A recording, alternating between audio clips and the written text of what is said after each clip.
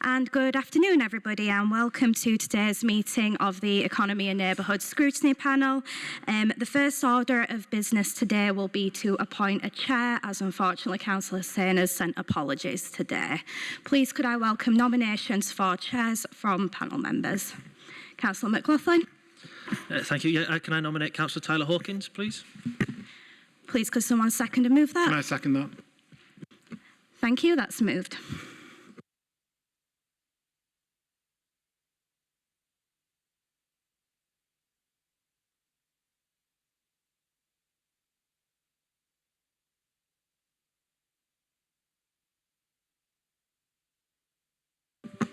Thank you all. Be gentle, it's my first time. And can I wish Councillor Hussain a speedy recovery as well? Thank you. Can I ask members to introduce themselves as well? So we'll start with Matt. Do you want to go first? Councillor Matthew McLaughlin from the Colne Valley Ward. Councillor John Taylor, Kirkburton Ward. Martin Bolton, Murfield Ward. Jane Emery, co-opted councillor. Chris Friend, co-optee. Thank you very much. Thanks all panel members in it. Any apologies, Jodie? Apologies have been received from Councillor Hussain and Jonathan Milner, co-optee. Thank you, Jodie. Can we move to minutes of the previous meeting? Can we agree that the minutes were correct record? Show of hands. Yeah. Oh, yeah, please do. Yeah. Just one small point. On page 7, item 6, it says recruitment of external climate champions to be considered in the long term. Long term, do we have a definition of long term? I didn't realise at the meeting we said long term could be 2025.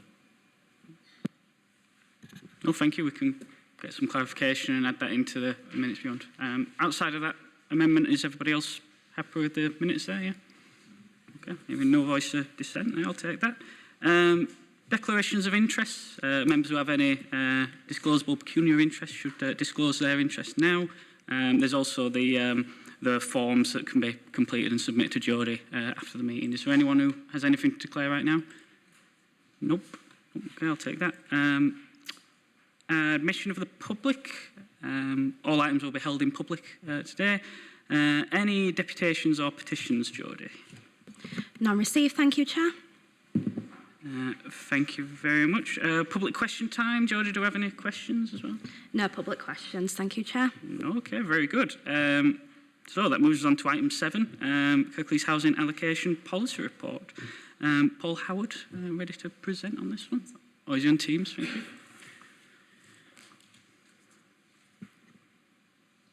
Good afternoon, everyone. Can everyone see and hear me okay?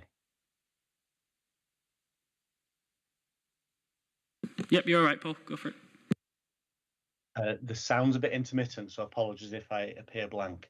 Could I introduce my two colleagues as well for this item? Michelle Anderson-Dorr and Naz Parker, I think, are also on the call for this item. Thank you. I'm on the call. I'm Michelle. Thank you. So, Chair, I think the report was provided with the agenda pack, and I wasn't intending running through that in detail. I'll try summarise it for everyone, and then offer it open to questions. The council's housing allocations policy, it's a legal requirement that every council has one, and the Kirklees one wasn't looked at in its entirety since the Localism Act in 2011, although some amendments have been made over the years up until now. So it was time to just review the policy to make sure that we were compliant, and to suggest and think about any changes that we may need to moving forward. So the Housing Quality Network, who have expertise in this area, were appointed late last year to look at the existing policy and do some initial work for us and consider what we've got now, where we might need to make slight improvements and things we might want to consider, which is where we're at now. Their initial finding was that the existing policy was broadly compliant and actually, I think, quite a good policy in effect. So that was good. That was good to hear. And there's a schedule. We've got to this stage after various discussions with people, some elected members, some citizens, some service users and things, where we're suggesting that just minor amendments need to be made to the existing policy, and they're detailed in Appendix A. So just as an example, the victims of domestic abuse, band B8 in the existing policy, the policy has been updated to take account of new guidance in that area. So a fairly minor amendment, but it makes sure that the new policy is compliant. And that there's a new band there, B9, which is termed a home loss band. So that's where a council tenant may be asked to move because substantial works, primarily demolition, I think, is being planned for their existing home. So it's to give them that band to support that move and help the council meet its other priorities, but also supporting those existing tenants in securing alternative accommodation. I think one of the main things that was considered during the work that the Housing Quality Network did was the number of people on the existing register, which varies between 19 and 20,000 at any one time, and the amount of properties that we've got available that we advertise weekly to try and meet the needs of those people in the bands A to E. And there's roughly about 30 properties a week that we advertise. So when you consider the number of people on the register compared to the number of properties that are available, there's a lot of people there that aren't going to be able to secure a new property in the near future of them entering the register. So we considered and debated whether that was the right thing and whether people had the right information on the lower bands, so that they weren't there hoping for something beyond hope, if you like, and that they were able to be signposted and helped in other areas where they could help themselves. So there are other areas of housing, whilst we do realise that housing is a shortage right across the board. And it was decided to keep all those bands and that register of people. I think it's important to make the distinguish the point between it not being a waiting list, it being a register of people with varying levels of housing need. So I think we've been clear in the past, and I think we need to mention that now, that it isn't necessarily a waiting list of people to go on.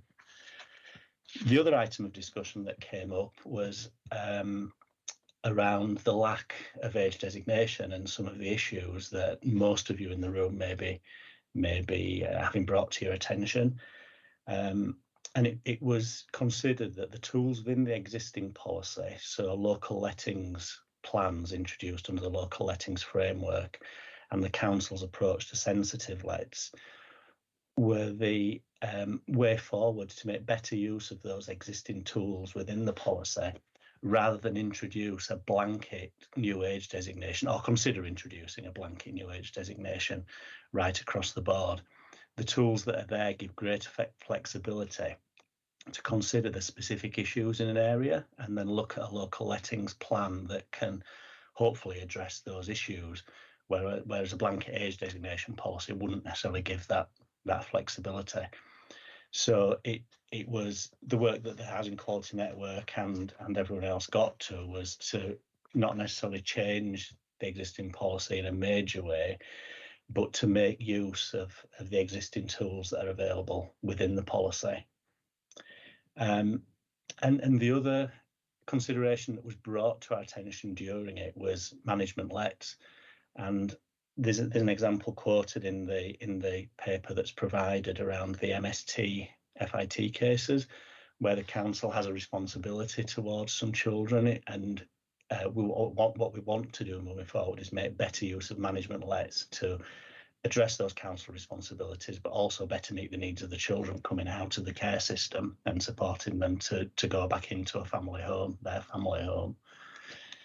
So all in all, with the schedule of changes, I think on page 6, starting on page 6, it was deemed that the minor changes are within the gift of the service director with responsibility and the portfolio holder to consider and agree. And that's the stage we're at now. So bringing this paper to yourselves, and I welcome the opportunity to take questions and hear from you. And any thoughts that you may have on where we've got to. Okay, thank you very much, Paul. I'll open this up to the panel now. Martin? Yeah, thanks, Chair. Thanks for the presentation, Paul. A couple of points on this. In terms of the council's housing allocations, at full council, we didn't have a long debate because of timing, but the update on our military covenant was mentioned. I can see nothing in here about how we're dealing with military families and veterans, which is a council agreement, priority and a moral responsibility, I think. The idea is that military and veteran families shouldn't be disadvantaged if they move into an area for a posting or whatever. So I hope that we can feed that in at some point. I'll bring a report back about how those issues are being dealt with. Another issue which I know, Naz, you're aware of, having raised it, is if a person sadly dies as the tenant, they may have enhanced the property, there may be other things, there may be family members living with them. We don't have a policy to allow the family to carry on living in those properties. And I know I've had a few issues recently which I've raised. So again, that's, I think, a sensitive issue because, as I say, as I understand it, if the properties have been adapted, maybe the tenant has put a kitchen in and they move out, it's returned to a standard format, which seems somewhat wasteful. A procedural point, Chair, that on the cover, it says the ward members consulted are Councillor Scott, Pattison, Kendrick, Khan and Mather. I would suggest they're the cabinet members and ward members haven't been consulted. And I think we've just had one point touched on there that this is a delegated, this is here for information because it said it was agreed at portfolio holder briefing. And again, the portfolio holders don't have delegated responsibility. So for the clarity of the report, officers have made the decision in consultation. Because I wouldn't want anybody watching this to get the idea that cabinet members were making decisions out of the public eye at a briefing. The age designation, again, is something I'm sure many have brought to us, that in some areas it causes problems where homes that were originally designed for elderly and vulnerable people are having younger ones brought in. That causes social problems. And I don't think it's a question of rather than introducing, I think it's a question of reintroducing, because I believe we used to have age designation. And I know in Murfield there are homes that have been developed in the private sector, which thankfully I'm now eligible for. It's over 55s.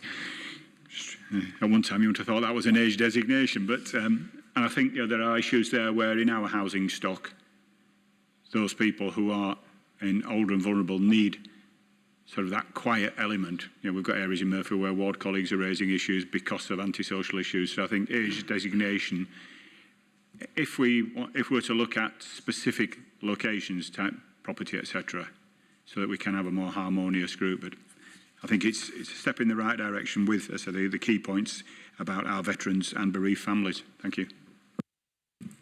Well, thank you for the clarification there, Martin, and thank you for the question. I'll just Paul, Michelle, Naz, does either one of you want to come back on that one before I bring other questions in? I'll let Paul answer the question. Yeah, sure. Go ahead, Paul. Yes, Councillor Bolt. Veterans aren't changed from the existing policy, which is compliant. So I think the paper that's outlined that's come to you is where we're suggesting the minor changes, not necessarily where changes aren't being made. But as soon as the policy now is hopefully being redrafted into the format, we can share that so that there'll be visibility there around how the approach is taken towards veterans. With regard to adapted properties, it's interesting to hear that it's unadapted when it's relet, because that shouldn't happen. So if people are aware of examples, please let us know so that Michelle and I and others can look into that, because I agree that is a waste of resources when there's people that could make use of those adaptations. So I'm not saying it doesn't happen, I'm saying it shouldn't happen, and if it does, then please make us aware so that we can look into that.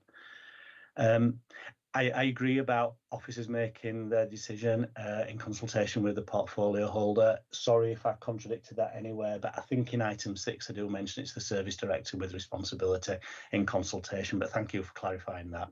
That definitely is the case. Okay, Martin, I'll bring you back in for a supplementary, and then that's all. Just a quick supplementary on that, Paul.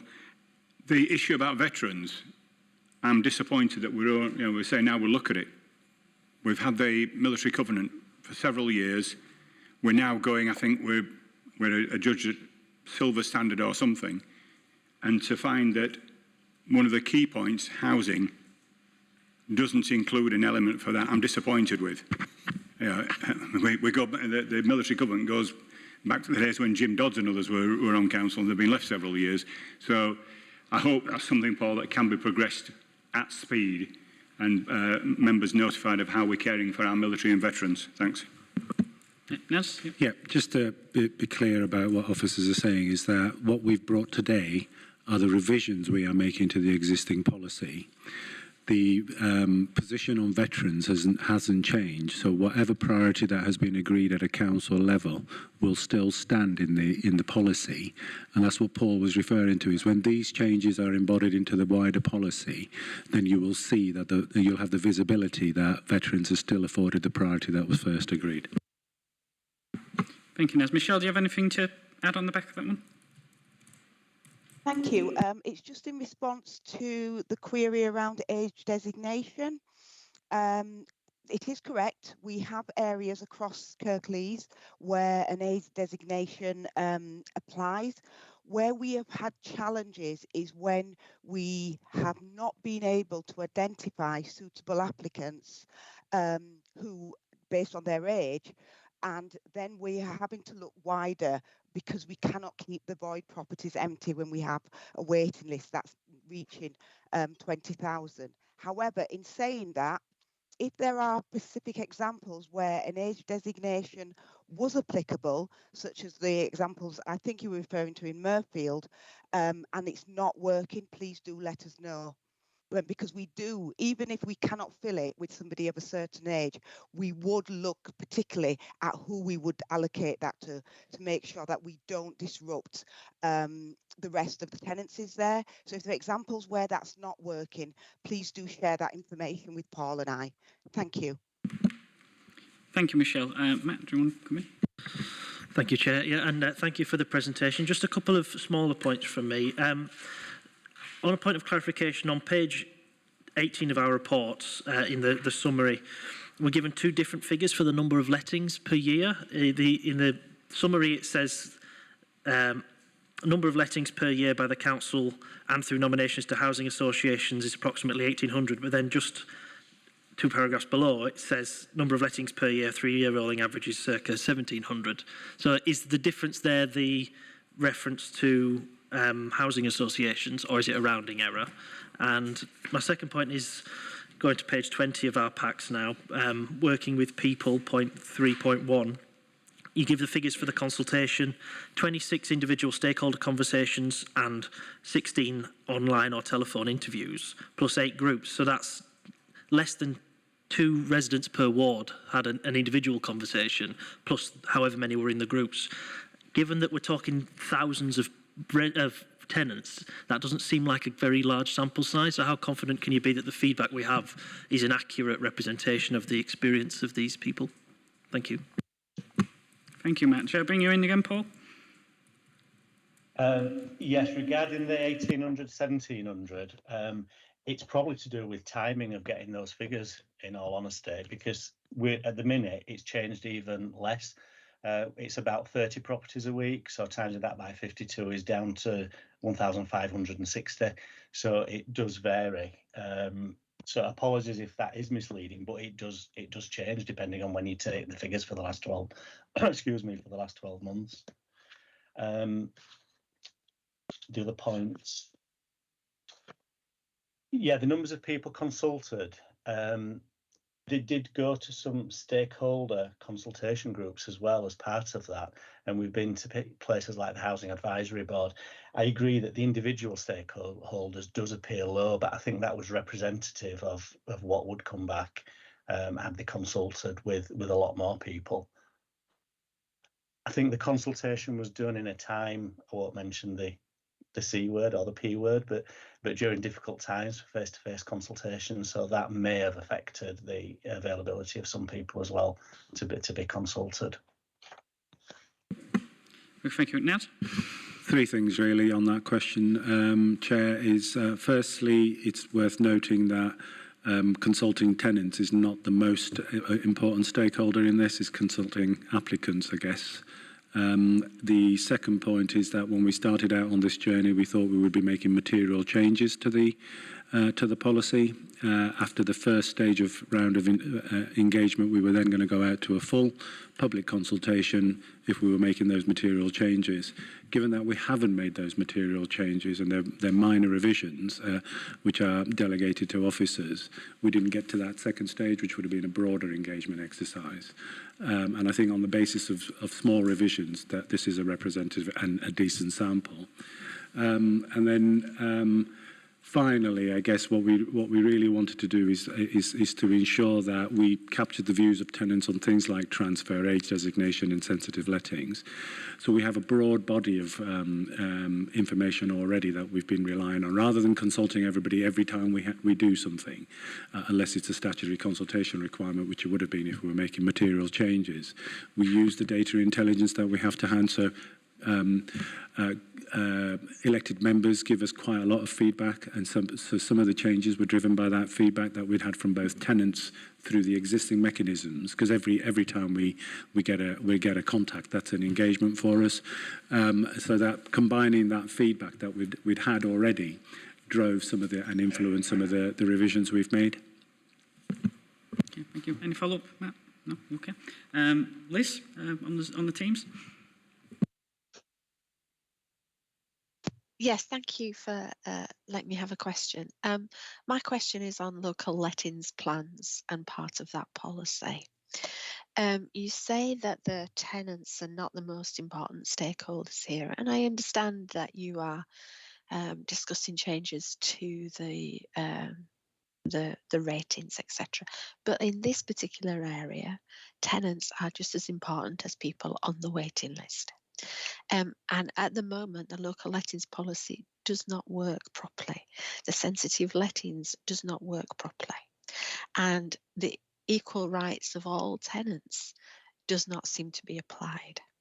Therefore, I think I would suggest that if you could talk to people who are in what is supposed to be sensitive lettings areas and get the whole perspective, I think that would be very useful, because really it is far more than just explaining it more fully. It is actually the use of it and how it is applied, and how if somebody says yes, I'll abide by it, and then that doesn't happen, the process then that is followed. I think that really needs to be discussed, and it needs to be discussed with people who are both happy with the sensitive lettings and local lettings plans, and also those who are unhappy. Thank you. Thank you, Liz. Naz, do you want to come in on that one? Yeah? I think Councillor Smage makes some really important points, that was the feedback that I was referring to from existing tenants. We've had quite a large body of feedback about sensitive lettings and local lettings plans needing a further look and a bit of an overhaul. That's what these changes are proposing to do, is to strengthen our use of sensitive lettings and local lettings plans by engaging people who live in those blocks about what would be appropriate, what would be suitable. Councillor Smage again is right with once we've offered a tenancy to somebody, unless we do it on an introductory tenancy basis, i.e. a probationary period, then if they've got secure tenancy rights, and then we have to go through the tenancy agreement and the contractual obligations as a landlord that we have. and all the legal processes that we would need to employ to seek possession, should that be the ultimate resolution to that problem. So there are issues around mix and balance of communities in our estates. There are issues around how we manage some of that, particularly where there is antisocial behaviour, because proving antisocial behaviour has a very high threshold when it comes to the courts. So it's the use of introductory tenancies that we're needing to strengthen, and then our implementation of an introductory tenancy needs to be far more robust. And I think I would agree wholeheartedly with what Councillor Major said, and others have fed back to us over the course of the last 2-3 years. Thank you. Now, just before I bring you back in, Liz, just checking. Afak, is that you attempting? Can you just turn the mic off? Don't worry, I've got you though. Yeah, no worries. Okay, go on, Liz. Sorry about that. Sorry, it's okay. So your report says that the local lettings plans on your appendix will be explained more fully in the changes, and that these are minor changes. So what you're indicating there, are you going to be doing a more robust look at this local lettings policy? Because that's not what I'm getting from your report. It's different to what you're saying. So can you just clarify that, please? Thank you. If I'm all right, I'll just bring Paul in on that, and then I'll come back to you, Naz. Thank you, Chair. I might be covering what Naz was going to say, so apologies if I am. I agree, Councillor Smage, and I think what we're wanting to do is use an area where we've done a number of sensitive lets that you're aware of, actually, and go and do exactly what you've said. Talk to residents, talk to people in that area, talk to yourselves to help us build that background information that needs to sit behind the policy, so that when officers get requests from people to consider a local lettings plan moving forward, we know what we need to consider and how we consult with people and listen to people that live in that area and experience things firsthand. Thank you, Paul. Anything you want to add? No, sorry, yeah, happy with that. Oh, he stole your thunder, did he? Sorry about that. Right, John. Thank you, Chair. Thank you, Paul, for the presentation. I want to come back to the point that's been raised by Matthew on the consultation. This is the second scrutiny committee that I've been at where there's been a discussion about a public consultation where the public consultation seems to be quite inadequate. So if you recall at our last meeting, it was about bus stations, where we consulted people who used buses rather than the people who didn't. Yet what we were trying to do was increase footfall in buses. Well, if you want to increase footfall in buses, you talk to people who aren't using them, not people who are. Again, here, we've talked to people who are on the list or are tenants. But if you're looking at changing the housing allocation policy, you should perhaps be talking to people who aren't on the list, who are not tenants, to understand if they have a need. So if they're in private rented accommodation, for example.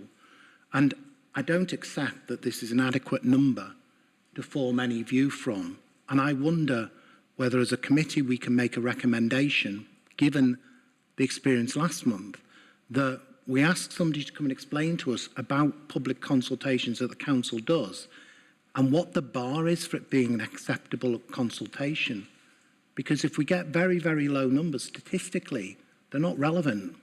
And if we're not doing enough listening to our residents, if we're not doing enough engagement and talking with our residents, we're in danger of making the wrong decisions.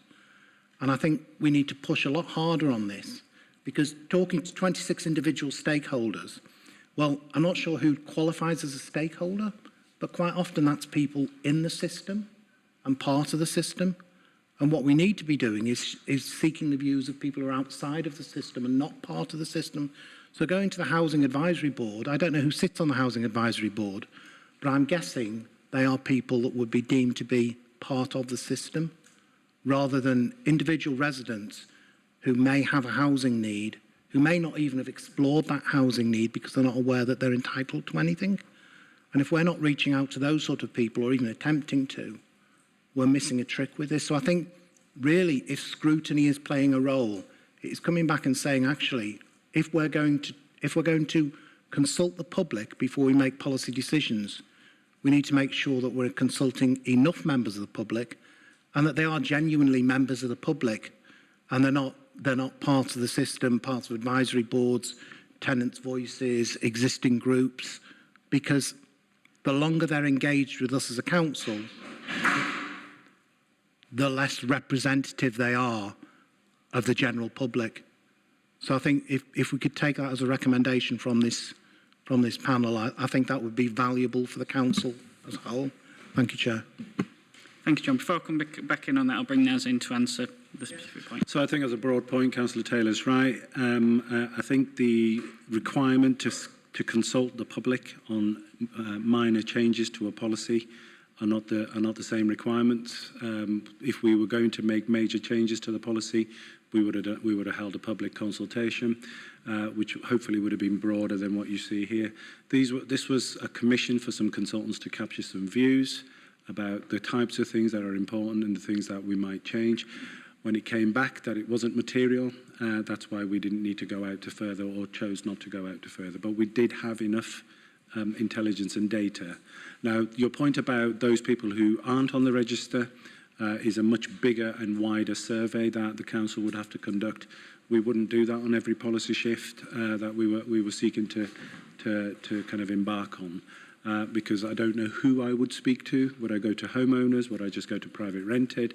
Would I have the people who are in the private rented, have them as a stakeholding? We don't currently have them in homes and neighbourhoods. Some colleagues in Housing Solutions will have some reach into private tenancies, but not to the extent that you're referring to. So I'm not. We can take it back to Councillor Scott, Chair. See if she wants to take that one as a recommendation. Bring you in, John. Yeah. Yeah, I mean, if you commissioned some people to do some research for you, presumably we set out a brief of what we wanted them to research and who we wanted them to go to. So, in a sense, if we're not setting it out up front to say what we want to know is we want to understand how our residents feel, not how our stakeholders feel, not how our advisory boards feel, not how all the people in the system feel, but actually what people outside the system feel. They would have done something, but you would have got a different result. But it's what you commission in the first place will give you what you've asked for in a sense. So I'm challenging, and I know I'm challenging, to say that the way we do consultations as a council does not reach the general public. It really just scratches the surface. And if we're genuinely wanting to engage with the public, we need to do something different. If we don't want to engage with the public, don't say we're working with people and we've consulted people, because all we've done is talk to the industry in effect. Oh, thank you, John. Anyone come in there, sir? I wouldn't say we've just talked to the industry. I take the point about those people who are in the system, but the Housing Advisory Board has 5 tenant board members on it. It's a large stakeholding. They link in with the Tenants Advisory and Grants panel, which is our representative body for tenants within the council. I think the broader point Councillor Taylor is making is about the council's approach to consultation, which may be a point that needs to be raised, but not in the specific context of these minor changes we are making to an existing policy. I think you make my point for me, to be honest, Naz. When we talk about we've got the 5 tenant board members, they're no longer the average tenant, because the very nature of the fact that they're engaging with us on a regular basis means that they're going to have a different thought process to the ordinary tenant. They're no longer a representative tenant because of the length of time they've been working with us and the information that is shared with them and the conversations that they have with a variety of people. They are part of the system. If you genuinely want to know what the tenants think, you go and talk to some tenants on some estates that don't engage with us on a regular basis, and you'll get probably a very different answer to those from those that are understanding of our challenges because we've shared lots of information with them. Thank you, Chair. No, thank you, John. Afak, you got your hand up? Thank you, Chair. Thank you very much for the figures and for the report. It's really interesting and very helpful, actually, to start off with, because we have a lot of people that ask for social housing and sort of think that, there are lots of houses available. So we do tell them we do have a lot of people waiting, more than the properties. So this really helps. I have 2 questions. My first one is really just around, do we have the numbers of people that are in emergency accommodation at the moment? And that would eventually end, those people would eventually end up in one of the bandings for that. And the second question is around the allocation policy on the 1-bedroom bungalows, point 1.10, on the 60-year-olds. We've had a lot of issues around an area of called Beach Grove, which is just off New North Road in Hetmondwike. And we have people there that have substantial mental health issues, given the assessed medical need that's here. And there is a mix with sort of people that don't have mental health issues, of course. And we've been there. We've witnessed a lot of the issues that go on there from those people that have that. My question really is around kind of, and there's a lot of subletting going on as well there as well. We seem to find that. You'll probably get that everywhere. And I guess my question is just around kind of what sort of procedures do we have? What kind of safety nets do we have for those people in terms of making sure that the other people that live there that are affected by people that live there in the antisocial behaviour, what kind of happens for them? What protections do we provide? Thank you. Next, or do you want to push my? Chair, I can give some broad answers to those questions, but then I'll have to rely on how Paul and Michelle to just give some more detail if they have it to hand. We do have the numbers of those people who are in need of emergency accommodation. As a council, we have a statutory duty to prevent homelessness and to accommodate those who are deemed to be priority need in terms of homelessness. These are broad figures. Paul might be more accurate than I am, but currently we have just a little over 300 people in temporary accommodation, many of whom are in bed and breakfast. Again, at last count, as I recall the number, it was 89 households in bed and breakfast. So we have a duty to house them permanently once we've got the availability of stock that is appropriate to the needs of those individuals or those households. Some of whom will be, in mixed communities and may create some of the issues that you're referring to at a local level. Michelle's team in housing management and partnerships respond to that in terms of the tenancy agreement and being clear with those tenants who might be causing the nuisance that there are tenancy, the tenancy binds them to certain types of behaviour. Where that continues, we can issue warnings against the tenancy agreement.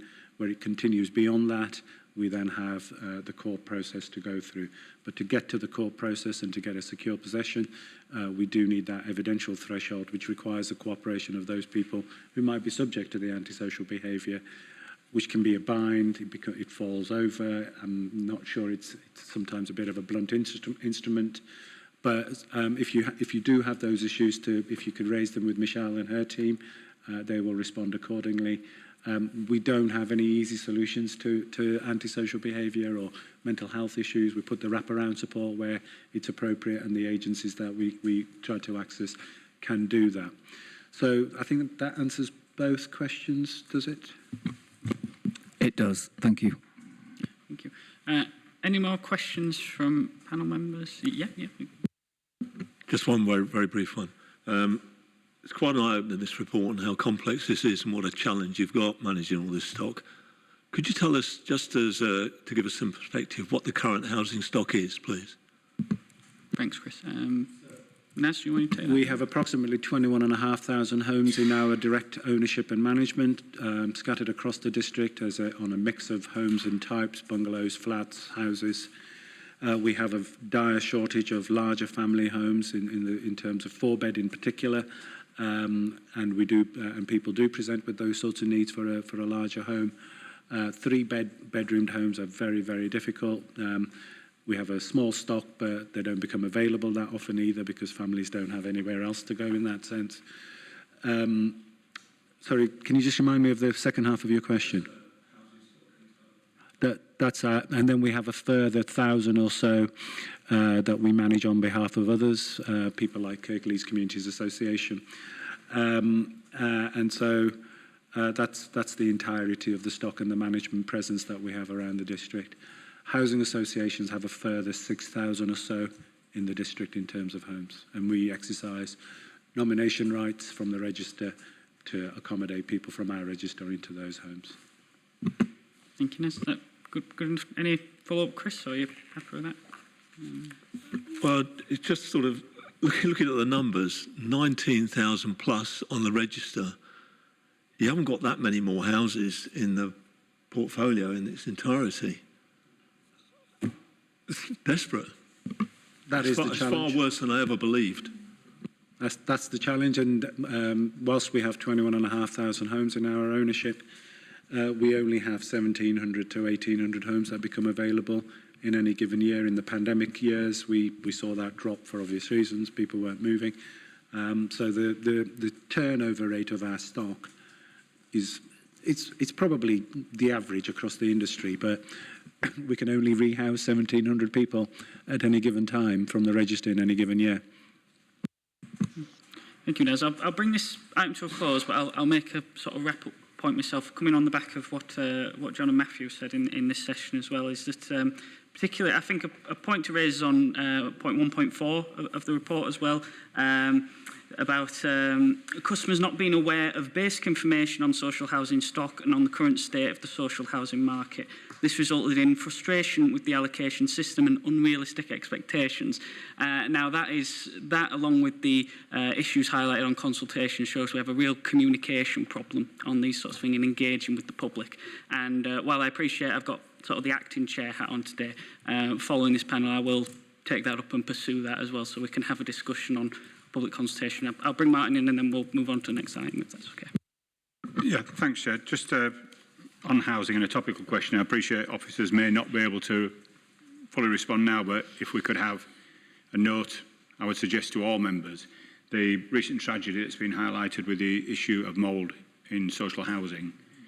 I think it is very topical and timely. If we could have something about how Kirklees would address that and give confidence to our community that we are not in the position where the Rochdale housing situation was, and that if such issues are identified in our housing stock, particularly now they're back in house, they are dealt with in a timely and efficient manner.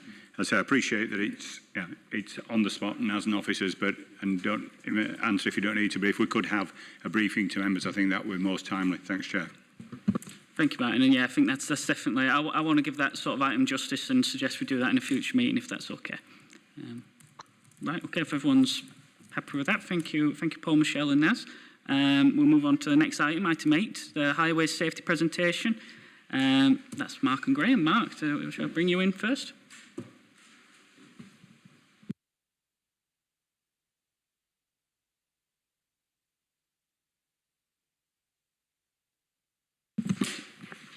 Yep, you're right there, mate. Yep. Thanks, Chair. Yep. Okay. Just checking we've got the presentation on the screen.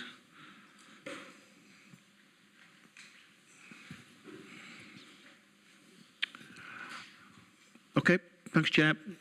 Afternoon, everybody. We're going to run through a presentation for the Scrutiny panel on highway safety. Obviously, as myself here and Graham, our Service Director. I'm going to run through the presentation, and obviously, if there's any questions, we can pick those up as we go through. So, in terms of the topics we're planning to cover through the slides, we're going to cover Kirklees Council statutory duties when it comes to highway safety, how we deliver those statutory duties, what the current position and trends are with regard to road safety and benchmarking with other West Yorkshire authorities, and then looking to the future through the Vision Zero objectives. So I thought it might be useful just to start with a reference to the 1988 Road Traffic Act, Section 39. This is the bit that's particularly pertinent for ourselves as a highway authority.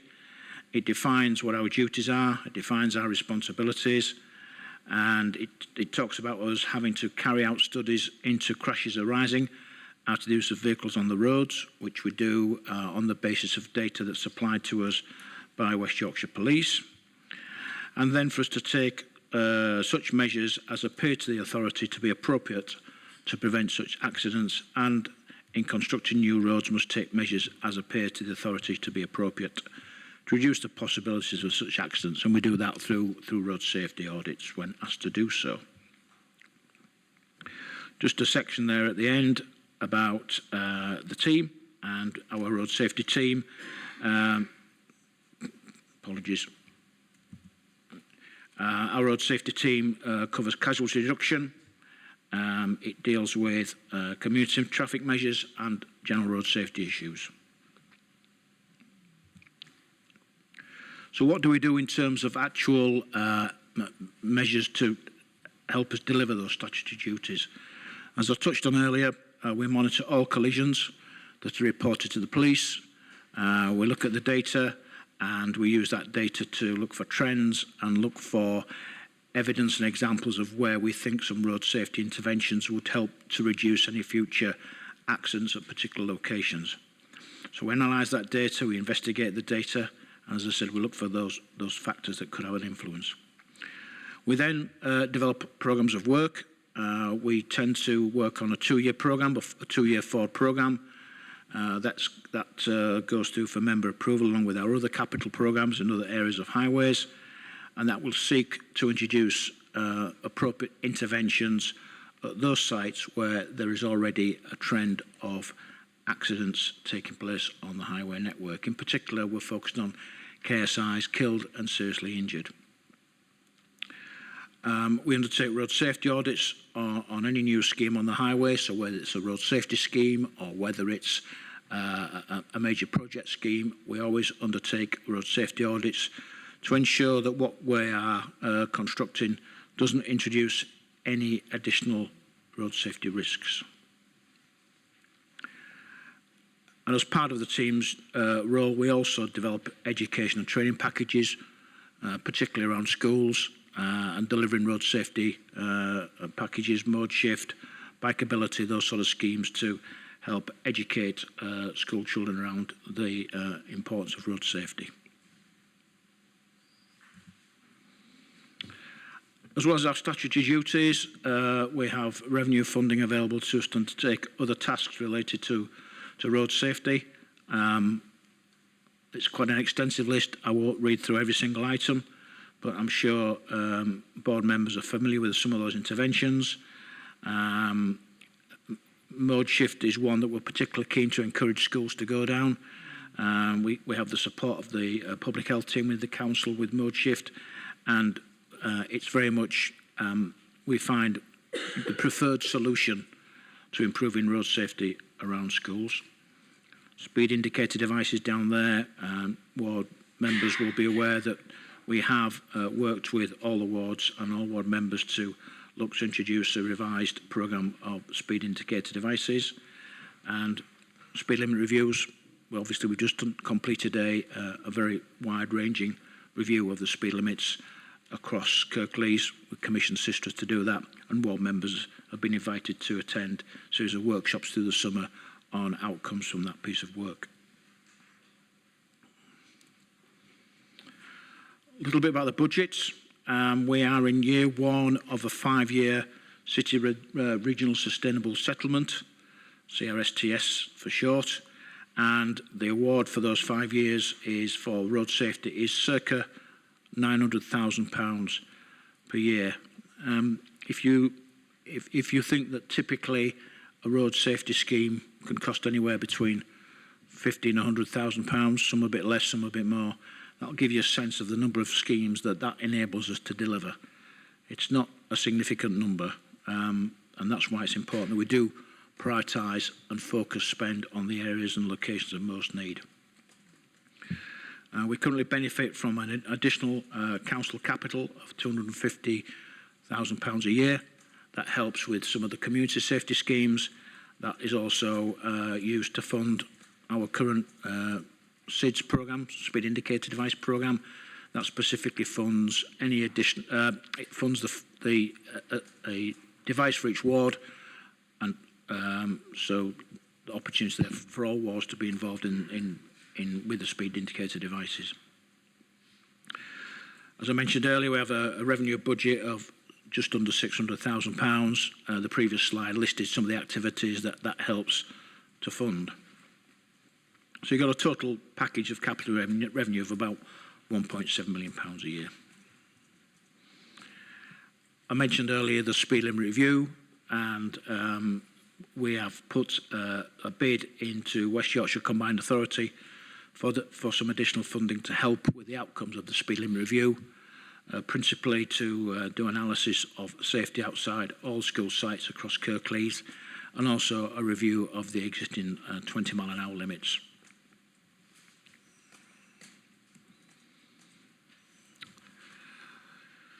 The graph on the screen gives you the current position in terms of accident trends. So this is the green line shows you all severities. The red line is slight severities, and the blue line is KSI killed and seriously injured. There is a slight amendment to this graph from the graph that's in your package, just to confirm that all the data on here is all measured in accordance with current criteria, and it's been adjusted for previous years to reflect that consistent approach. There is an increase in incidents, as you can see, for 2021. That's not unique to Kirklees, that's also reflected across West Yorkshire. I'm also led to believe there's a national trend as well, an increase in incidents in 2021. The obvious question is, do we know why? And at this moment in time, we don't understand fully exactly what's happened in 21 to give us that increase. You'll see a dip in 2020. That was primarily on the back of COVID, where the fewer vehicles on the road, fewer people travelling around. Hence, by nature, we were creating a safer environment. I think the pleasing thing to see year on year is a downward trend across all three classifications there. And once we understand exactly what's happened in 2021, we'll be able to use that data to help us moving forward in terms of what measures, additional measures we can implement there.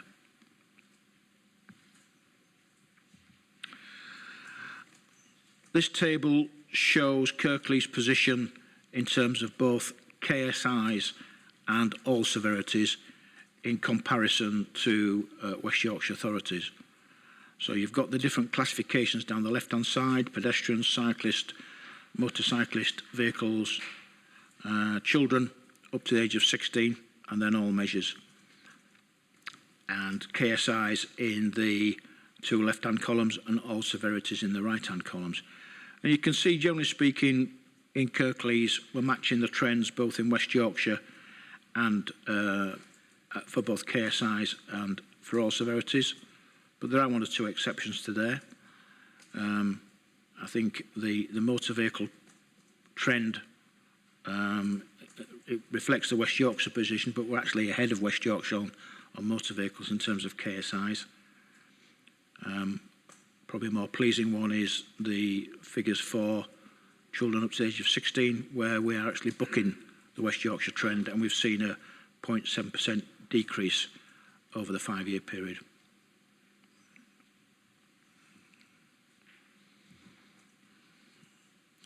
A couple of slides now on Vision Zero. I know Vision Zero is something we touched on when we did the speed limit review, and I'm sure most members will be aware of the intentions with Vision Zero, but just as an update for those who aren't aware, this is a commitment that's been made West Yorkshire-wide by the Mayor and the Deputy Mayor. And the premise for Vision Zero is that there should be no one killed or suffer lifelong injury in a road traffic accident. There's a governance structure in existence in West Yorkshire to support Vision Zero. We have a Vision Zero board, and we also have an executive board that supports the elected member board, the Vision Zero board. And the aim is to embed across all West Yorkshire combined authorities plans and strategies that will enable the objective of Vision Zero to be achieved. And the ambition is to eliminate road deaths and serious injuries to zero over time and improve road safety for everyone using a safe systems approach. How is that going to be delivered? Well, Vision Zero has 5 pillars for a safe system approach, and you can see there what the 5 pillars are: safer vehicles, safer speeds, safer roads, safer behaviours, and learning from accident information, looking at the trends, looking at the contributory factors. And the actual outturn that West Yorkshire are looking for through Vision Zero is to achieve a reduction of 0 killed, move towards 0 killed or seriously injured casualties on the roads by 2040. And if we use the current baseline position, that equates to a reduction of 11 KSIs per year over that 19-year period. So quite a challenging objective for all West Yorkshire authorities.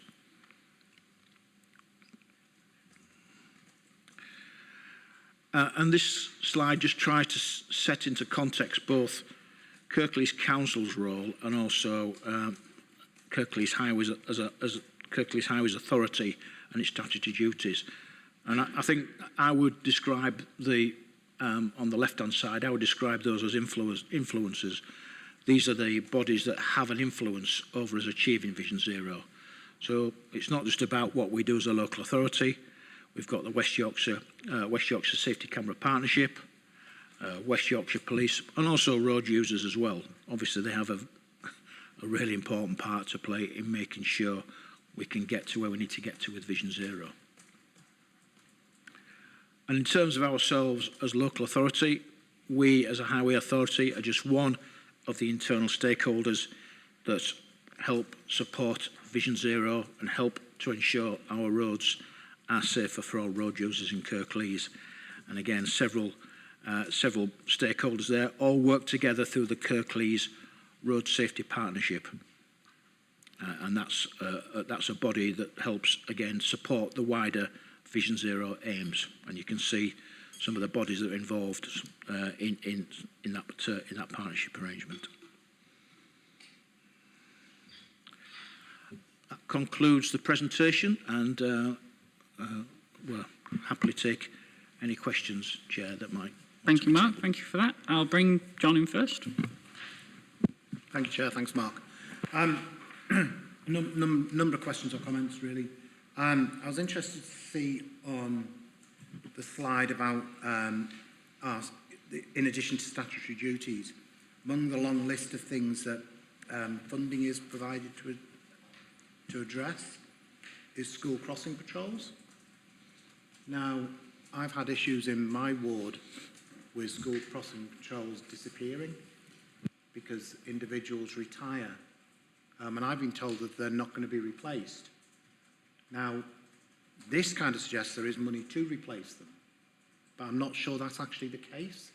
So perhaps if we could clarify about whether there is the ability to replace when one of the school crossing people retires, there is funding available, because I've been told there isn't, but this kind of suggests that maybe there is. And then my other question, well, several questions. One is around the slide that shows the trends and benchmarking, and it shows the statistics. Now, I think we need the numbers, because if you have small numbers, an increase of 1 or 2 can have a big impact on the percentage. So when I look at the cars and it's gone up by 36.4%, that might be one more accident, one more person killed, or it might be 25 people killed.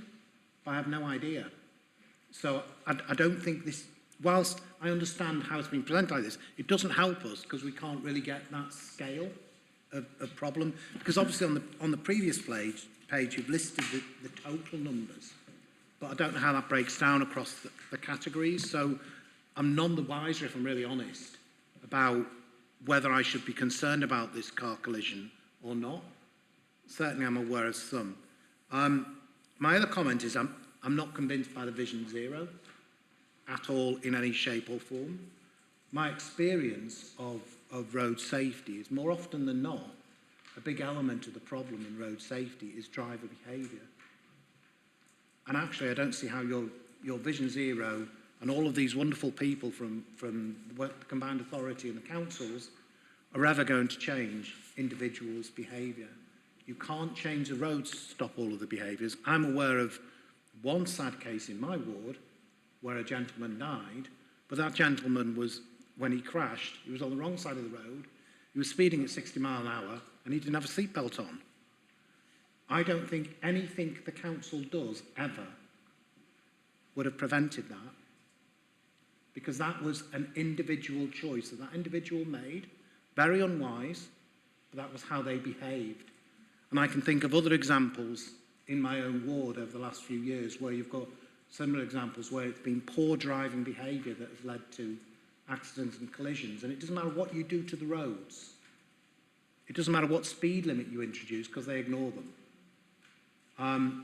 What I would have liked to have heard a lot more about was about enforcement and actions that are being taken both by the council where the council has powers, if it has powers, but particularly about how we're perhaps putting some pressure on the police to make sure that it has an appropriate priority. Because actually that's what I hear every week across my ward, and I'm sure all members present get similar feedback about they want to see more enforcement, they want to see these speeding drivers tackled. And I'm afraid the vision zero will never get to zero. It's an impossible thing to try and achieve. And suggesting we're going to reduce by 11 a year, it's almost like we're counting beans or something. This is people's lives. And, you know, the only way it will change is if people start to fear that they're going to be caught by the police and they're going to be prosecuted. And so long as they don't feel that, and so long as it isn't felt to be a priority by the West Yorkshire Police, people will continue to speed, they'll continue to not wear their seatbelt, they'll continue to talk on their mobile phone while they're driving. And that's what needs to be tackled. It is about enforcement. The only way you will change behaviour is through enforcement. But it doesn't talk a lot about enforcement in here. I accept that that is not a responsibility primarily of the council. It is primarily a responsibility of the West Yorkshire Police. But we need to be putting that pressure on West Yorkshire Police to start to address some of those issues. Because I'm sure every colleague here has the same issues in their wards. I'd be amazed if they didn't. And I think if I'm Mayor, Chair, I've just promoted you. I'll leave it at that. Oh, lovely stuff. Just before I bring you on that, because my question is basically right on the back of that, because I do think the vision, the Vision Zero thing is an ambition as it's outlined over there somewhere, and it's uncontroversial fluff that I think if you said to anyone in here, oh, we want zero road accidents, nobody's going to say, no, I do want road accidents. No one's going to go in and say that. Marty. Steady on. But sort of is there a, sort of on the back of John's question there, is there a plan that goes along with that? Because there are steps taken here, but there's, particularly around education, but there's no detail regarding by doing this, we hope to achieve this will lead to this. There is no through line through it. So it's just on the back of John to reinforce that, if you could take that, either of you. Thanks, Chair. Thanks, Councillor Taylor. Hopefully, Graham scribbled down all those questions, and we'll try and answer them systematically. I'll just pick up a couple of points, then Graham will pick some of those up. Unashamedly, this presentation is about what we can do as a highway authority and how we can influence that. But as we said at the end, we're just one of several stakeholders in this, and I think behaviour is certainly a really important aspect, and I guess how we can influence that is through the partnerships and through encouragement and support for the other stakeholders for the bits that they can influence. Just on school crossing patrols, going back to your first point, funding is available. It is available. If a school crossing patrol leaves, funding is available. The difficulty we're having is recruiting. Having a major issue. I think, don't quote the figures exactly, but I think we have funding for around 60 school crossing patrols, and we've currently about 30 in place. And that's not because we're cutting back on the service. It's not because we're not encouraging school crossing patrols. It's simply because we're struggling to recruit.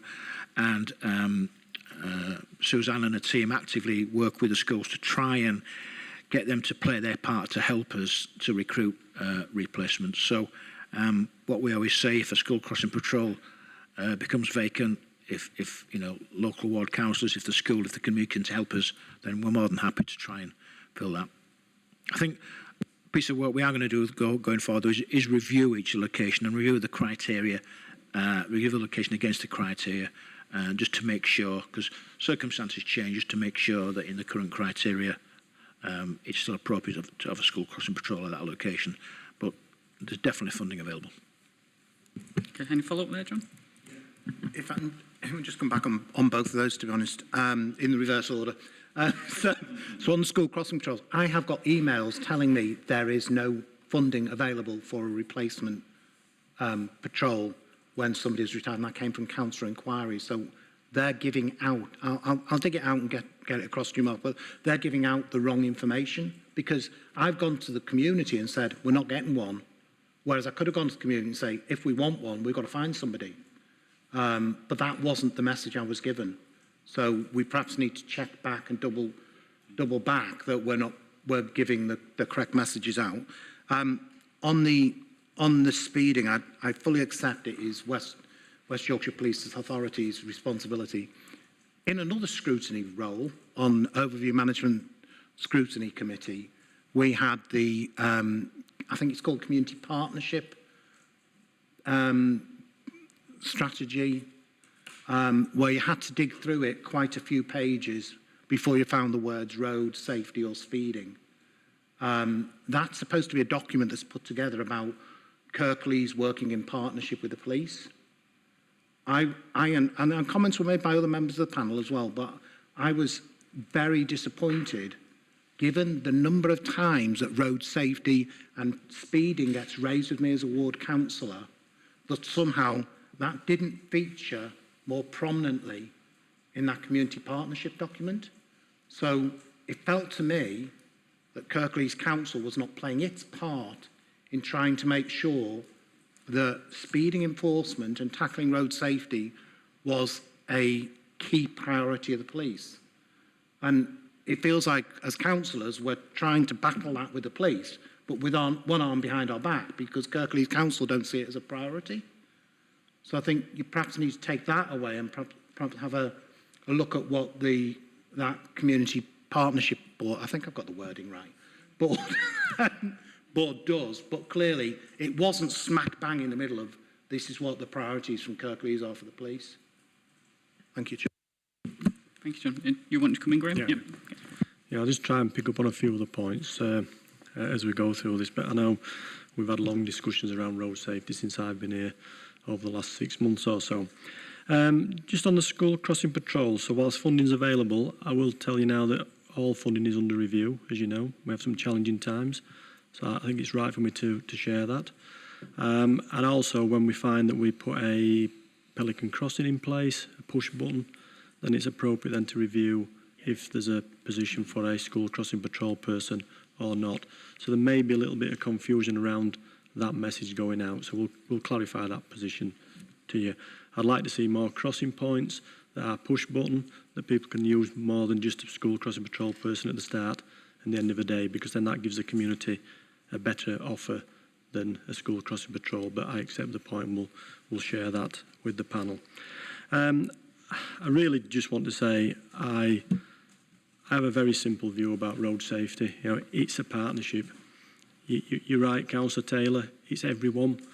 It's each and every individual, whether it be a cyclist, someone that walks, someone that gets in a car or otherwise. And if we think about the numbers, and there is a piece of work ongoing, because you're right, Councillor Taylor, I've asked for the numbers. It's okay saying the percentage up or down. You need the numbers, I need the numbers, Mark needs the numbers, we need the numbers, we need to understand. Because of course, the more cyclists we see, yeah, then we need to look at the relationship between the accidents based on numbers and volume, ditto we're walking, and as obviously we've got a real strong ambition to do more modal shift, walking and cycling. I need to see the numbers, and we'll take that back. And I know there is a piece of work coming out of the Combined Authority to look at that in a little bit more detail. We could have sat here all day looking at numbers, and it is quite difficult because I don't like the numbers when we are chatting about people's lives, as you've already said. So we've tried to give you it in a very sensible way, as opposed to putting the numbers on the doors, but we do need to see those. Partnership with the police. Again, it's not for me to defend the police with their resources, but they have a difficult job to do. They are not removed from the challenges financially. as well. And road policing, as we know, the older people in the room, you know, we've seen a reduction in road policing because of the other challenges that the police have. But that doesn't mean that we won't work with them. And I have regular meetings with the chief officer in the police to share the ambitions as to how we can improve road safety and more. We're doing a lot of work with communities as well, and the message is that it is about behaviour. You're absolutely right. And the Vision Zero Executive Board are very clear that this is behaviours that will change and try to get to the ambition of Vision Zero. But picking it up on Vision Zero, it's very similar to the net climate position that we're all pursuing. What has it done? It's given us profile. Yep. And I don't disagree that the challenge of no accidents, yep, or the killed and serious accidents will not be challenging, but I like the profile that it's given us. I would like to see more national publicity and campaigns around road safety. I'd like to see that on the TV.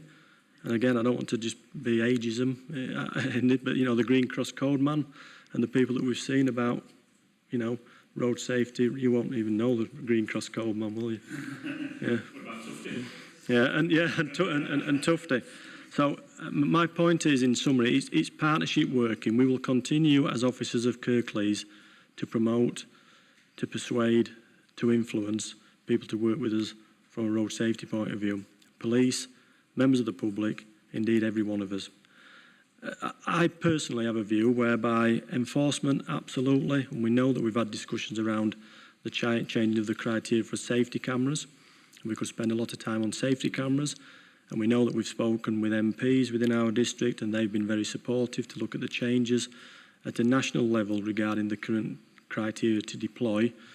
And we know that the Vision Zero board, credit to it, has now looked at a criteria for safety cameras to be deployed in a more proactive as opposed to reactive situation. We wait to see what that will bring to Kirklees, of course. But I think what I would say is that I'm almost of the view that until we look at how we can interact with vehicles and prevent vehicles speeding in zones at 30 miles an hour, I think we will always see people that will speed.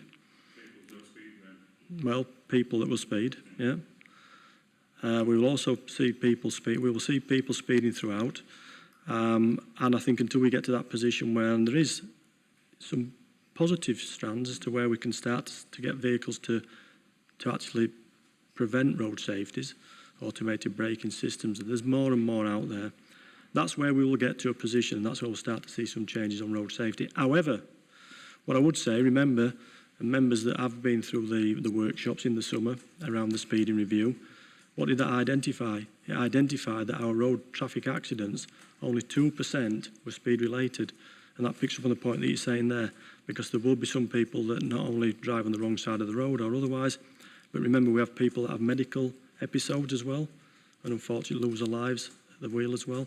So it's a numbers game. We will get that information back to where I set up with that discussion, and we'll look to see what it feels like within our particular community.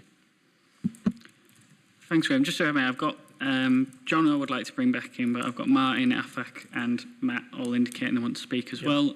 We'll all get time to discuss on this, but I just would ask panel members and Graham and Mark if we can be as talking to speed as expeditious as we can possibly be. So I'll bring John in and then on to you, Martin. Thank you, Chair. Quickly, two comments. One, I kind of disagree with you about net zero and what's this called Vision Zero, because I think net zero in climate change is achievable.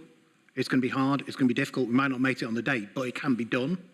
Whereas I'm not sure this can ever be done because it's about behaviours. So that's, but leave it at that. Really interested to hear about what's happening perhaps about safety cameras. I'm not sure who they've consulted about that, about what their criteria is. Certainly I'm unaware of anything. Nothing's been shared anywhere. But I wonder if some of that information could be made available, because I do have views, as you well know, on safety cameras and have spent a lot of time talking to members of the public in my ward about it. So I would have appreciated an opportunity to contribute to that review. But it appears to be happening without any involvement from members.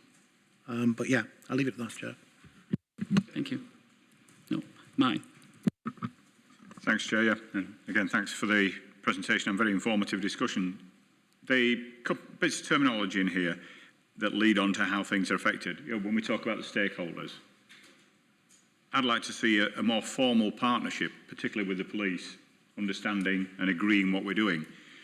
Because I don't know if it's still the case, when I was lead member in road safety, we were always talked about the 3 E's: education, enforcement and engineering. The difficulty then is when you talk to highways, the community and the police. The police will say, put some engineering in. Highways will talk about putting enforcement in, and the public will probably veer towards enforcement because the law-abiding citizens don't want to be going over speed humps and replacing the shockers all the time. So we need to get that priority agreed, and the issue about enforcement, because again, since we have DCP, decriminalisation of parking and other things, there's a lot of ping pong, particularly the issues outside schools. Who's responsible for what element? One authority is not responsible for everything outside school when we see bad parking and things like that. So we need to have a look at that, I think. Staffing of SCPs historically has always been this case because of the very nature of the timings of it, you know, whether they're doing lunchtime as well. And I wonder if we've looked at exploring some kind of a funding from our fund into schools. They would have staff or other people who are in all day, and can we buy some time off them? Because it's a term time position at that location from somebody who's interested. So rather than recruiting from the community, there is a way, we fund it, but can we work in partnership with the schools to train up school crossing patrols key to their area? Safe routes to school, yep. I worked for a while with Leeds on their influence in travel behaviour team.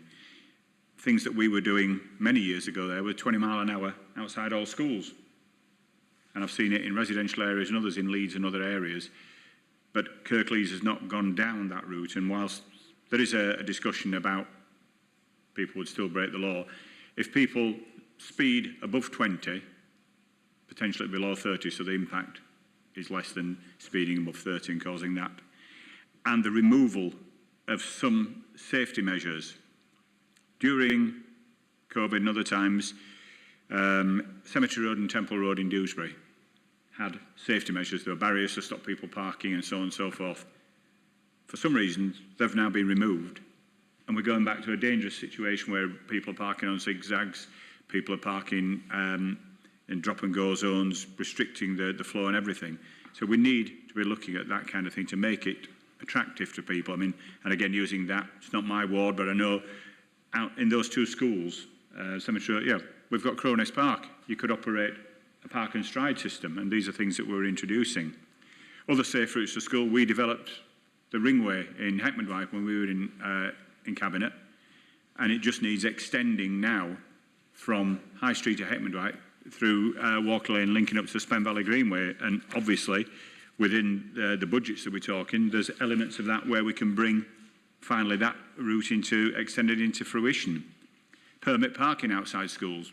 Kirklees have a policy, I'm told, of not allowing residents permit parking, so you can't stop people parking right up to the school gates unless there's TROs in place. Some TROs, when we've inquired, are non-enforceable. So pointless putting the paint down if you can't enforce it. Mode shift is great, but I think we only train in this authority bikeability to level 2. So you're not training young people to go out onto busier roads. If we're after mode shift, we're after a change for life. So you start off at a primary age. Often it's done sort of years 3, 4 and 5, I think. But you're not equipping them with the skills to be able to either go out socially or to go to secondary school. So I think we should be doing level 3 bikeability. The current position trends and benchmarking, whilst a lot of things are down, I fully take on board what you say. Percentages don't mean anything, it's the numbers. Yeah, we see increasing numbers of active travel, but what we're seeing here is we have a higher percentage increase of vehicle incidents than West Yorkshire. Yeah, we're 36% up. It's in red, and West Yorkshire 25. As you said, the Vision Zero. It's difficult, but you've got to aim somewhere. If you said Vision 10%, you get criticised for that. Again, terminology. Vision Zero. The presentation talks about safe vehicles, safe speeds. When I was being trained at ITB in Leeds, we were always using the terminology safer. You can't say something is going to be safe for the issues we've already. So maybe we should have common technology that we are aiming for safer behaviours, safer speeds, and then we can deliver that. But we've got to be pushing on this. We need to take the communities and the issue that's been told about the West Yorkshire casualty reduction and other things. I'm sick of people coming to me and saying that they've raised issues, and that the inference they've been given is we can't do anything until somebody dies. And that's, Leeds Road at Dewsbury is an issue that's been raised. Numerous incidents there of speeding vehicles, but can't extend cameras. And I hope that whoever's consulting on this, and through the mayoral authority or wherever it comes in, that we will be doing prevention rather than cure. Thank you, Chair. Thank you, Martin. And just for AFAC and Matt, that's a little quicker than that when you're asking your question. We could greatly appreciate it, but just a little quicker. Graham, Mark, shall I bring in the end? You okay? I won't come back on those. A lot of them were statements which I accept and gave a good ambition as to where we'd like to be. I've written them down. We'll take them away. I have to recognise the amount of available resources, but I don't disagree with the ambition that Councillor Bolt's presented. Thank you, Graham. AFAC. Thank you, Chair. I won't be repeating anything that this. I agree with some of the points and everything made. Great to see the accident trends down, even though obviously we have discussed numbers, etc. My question really is around a couple of places that we have in Heppendyke. I'll just be very, very quick. We've got neighbourhood policing team that have been really, really good since I started, and we've got them to do speed checks on roads that we've identified. They've been absolutely brilliant, but they are stretched and they can't do that all the time. My ask really is twofold. Whiteley Road in Heppendyke has now become infamous, really, because a year and a half ago, a lady was knocked over and killed on there. And we have raised that profile of that road now for highways attention, for something to be done there. I think at some point it was done very, very slowly. I think chicanes and other sort of apparatus were considered there. So it was really just see if there's any movement on there that you may be aware of. I understand I've just landed it straight onto you, so apologies on that. And if any work can be sort of done, and if that can be expedited, please, just given the fact that we've had a death. And the other one would be Norristhorpe Lane. Again, I understand the fact that we do have people that will ignore speed bumps. We do have speed bumps on Norristhorpe Lane. People do slow down for them. However, at the bottom end, where if you're coming from Heppendyke up Norristhorpe Lane to go up the hill, there is a part of road that doesn't have them on. We only ask for one speed bump there, just at the corner, as people have the last lap of being able to put their foot down before they get to the speed bumps. We've had 3 accidents there. Thankfully, there haven't been any fatalities. One, some parked cars were damaged, 2 cars, and we got hell for it because there was nothing happening. And the other thing is one resident has had their wall damaged twice, but because the driver had run off, they couldn't identify them, the insurance didn't pay out. So that was all my ask on there, so hopefully quicker than my colleagues. Just a little bit, thank you. Graham? Yeah, probably even quicker. What we'll do is we'll take those comments away and we'll speak to you directly, because they are very localised to you. We are aware of Whiteley Road, but we'll do that if that's okay, Chair. Your chair's dream, Graham, thank you. Matt? I will be brief, because most of what I wanted to say has already been said, probably better than I could say it. But just going to the slide about budgets, you talked about the £900 a year regional settlement, which between 50 and 100,000 per scheme, so that's between 9 and 18 schemes a year. The simple question is, when you implement those capital schemes to try and change behaviour or reduce accidents in an area, do you find that it works? Do those former hotspot areas, once we spent quite a lot of money on them, become safer? And if not, what are we doing wrong? But hopefully the answer is yes, they are, Councillor. Thank you. Say the words, go on. I can't. I would just like to say we'd like to work to make sure that every penny that we have available to us provides the best. It's really, really important we prioritise where we put this essential resource. The City Region Sustainable Transport Settlement is basically based on numbers of people, of population within your community. That's not particularly smart because there will be some authorities that have got a greater need, and I'm sure we'll start to develop that as we move into the year 2, 3, 4 and 5 to try to understand if the money can be spent better or worse. I'd like to think I can get as much money as I possibly can for Kirklees in order to deliver the schemes and the ambition, some of which Councillor Balt's reported. But we must make sure as a collective, members, officers, that we target the right interventions at the right area, because I do need to see the improvement, and it's not always clear. And I'll leave it at that, Chair. Thank you very much. Chris, do you have any points for questions? Or yeah, go on, Jane. Have you any idea of what role poor quality road surfaces or reinstatement by statutory undertakers play in malfunctions of cars that cause accidents? New Roads and Street Works Act, obviously roads have to be reinstated and white lines put back. How many fixed penalty notices are issued for poor reinstatement, particularly white lining as well? On Manchester Road, there was whole swathes where it's a patchwork and the central lines are not reinstated, or where they should be reinstated with thermoplastic hard-wearing lines, they're reinstated with the cheapest white emulsion types.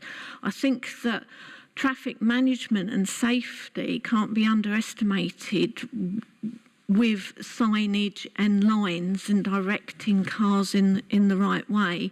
For instance, in Slowett, the Britannia Road, the zebra crossing, one of the Beletian beacons, I think they're called that, aren't they? The flashing orange lights, was missing. It had been hit, and so you only had one. You couldn't see any zigzags up to it because the quality of that crossing, the paintwork was so poor, and a lady was knocked over on it, and it was about that. Even after being knocked over, it was months and months before it was replaced. And in my opinion, with the amount of traffic there, the engineering of it should have been where there are panels that don't wear out, you know. And so really, it is the enforcement of existing laws rather than having to look at introducing new things. Oh. Graham, Mark, I think that's an excellent question, and thank you. All streets, the street works powers that we've got now, very actively involved in that. But I think the point that you're making there is that everything that we do on the public eye, whether it be a major project, whether it be openings or highway maintenance or otherwise, we should all have a focus on road safety. And that's where I need to take that. What I will do, because I think for me, I don't have that information in my mind, but I will come back, Chair, and I'd like to explain number of openings, number of FPNs, fixed penalty notices, and what we've done around street work, so that I give you the confidence that the teams are out there responding to the points that you're making. Thanks, Chair. If I may, I'll just bring Mark Sky and then I'll... Thanks, Chair. Yeah, just on the lining specifically, I share your concern about the importance of lining. It's something that I've been keen since I've come into the post to put a bit more emphasis on, and we are. I think we're in a far better place than we maybe were 18 months ago. We've done a full condition survey of all lines across the borough. We're trying to pick up feedback as well from ward councillors and from residents. Our own lining team, we're trying to get it to visit every ward once a year, so once every 6 months or twice a year, and do a full programme of work while we're in the wards. Lining is an important one of the many contributory factors to having a safer road. Better lining helps. So I do recognise the importance of that, and I think I would expect to see over the next year or two a general raising of the standards of the lining across the borough. A lot of boroughs have an automatic system, as you know, contractors, whether it's street works or whether it's road works, the contractors have a retention generally of 10% that they don't get paid until after 12 months. And a lot of boroughs have a rolling inspection 2 weeks before the 12 months is up, whether the quality or defect or sinking. But when I go around it, it seems to me as well with the white lining, the reinstatement often doesn't match what was there before. So you can have SMA hot roll road that's been reinstated with a different wearing course. And so can we monitor to see if that is playing a part in, because that mechanically affects the control over your car regardless of what speed you're going at. And enforcement, this isn't so much with that, but if you go from here now and you go to Harold Wilson House and go down to the retail park, all of the roadworks going on there, the safety, it should be closed. They're using crowd barriers and not using chapter 8s and separating the public from the moving traffic. And that's a high profile area which gives contractors an idea that the Kirklees is not somewhere that enforces standards under the regs. Bring on that, Graham. I won't share the detail of my concerns with that particular scheme. Rest assured there'll be a discussion with the contractors on that, and that's where we are at this particular stage. It can be better, and it should be better.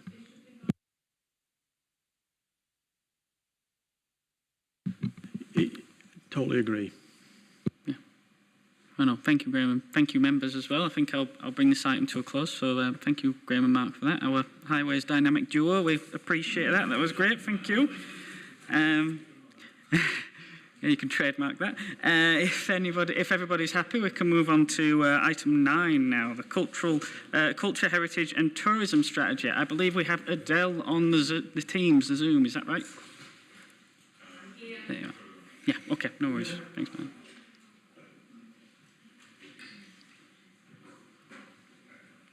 Oh, are you there, Adele? Can you? Got him here. Oh, you're going to. Is the hand because you're going to be presenting, Will, or what's the crack here? I just wanted to give a quick intro if that's... Yeah, sure thing, yeah. Well, no, that's great, yeah. Will, do you want to kick off with an intro? Yeah. No, thank you. I'm going off because I've got a dreadful connection, so I'll try not to speak for too long as well. But thank you very much for having us.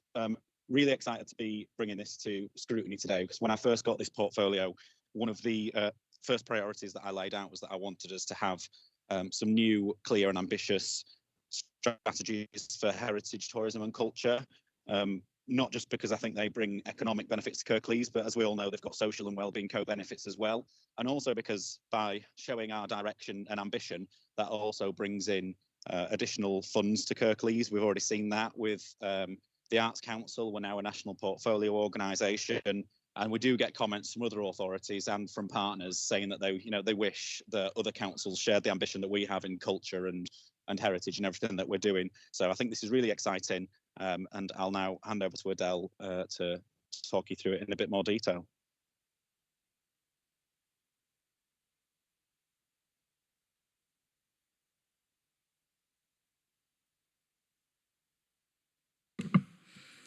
Okay, and welcome. The problem with going last is there's not much time left when people have overrun. So I'm going to go through this as quickly as possible to leave you some time for comments and questions.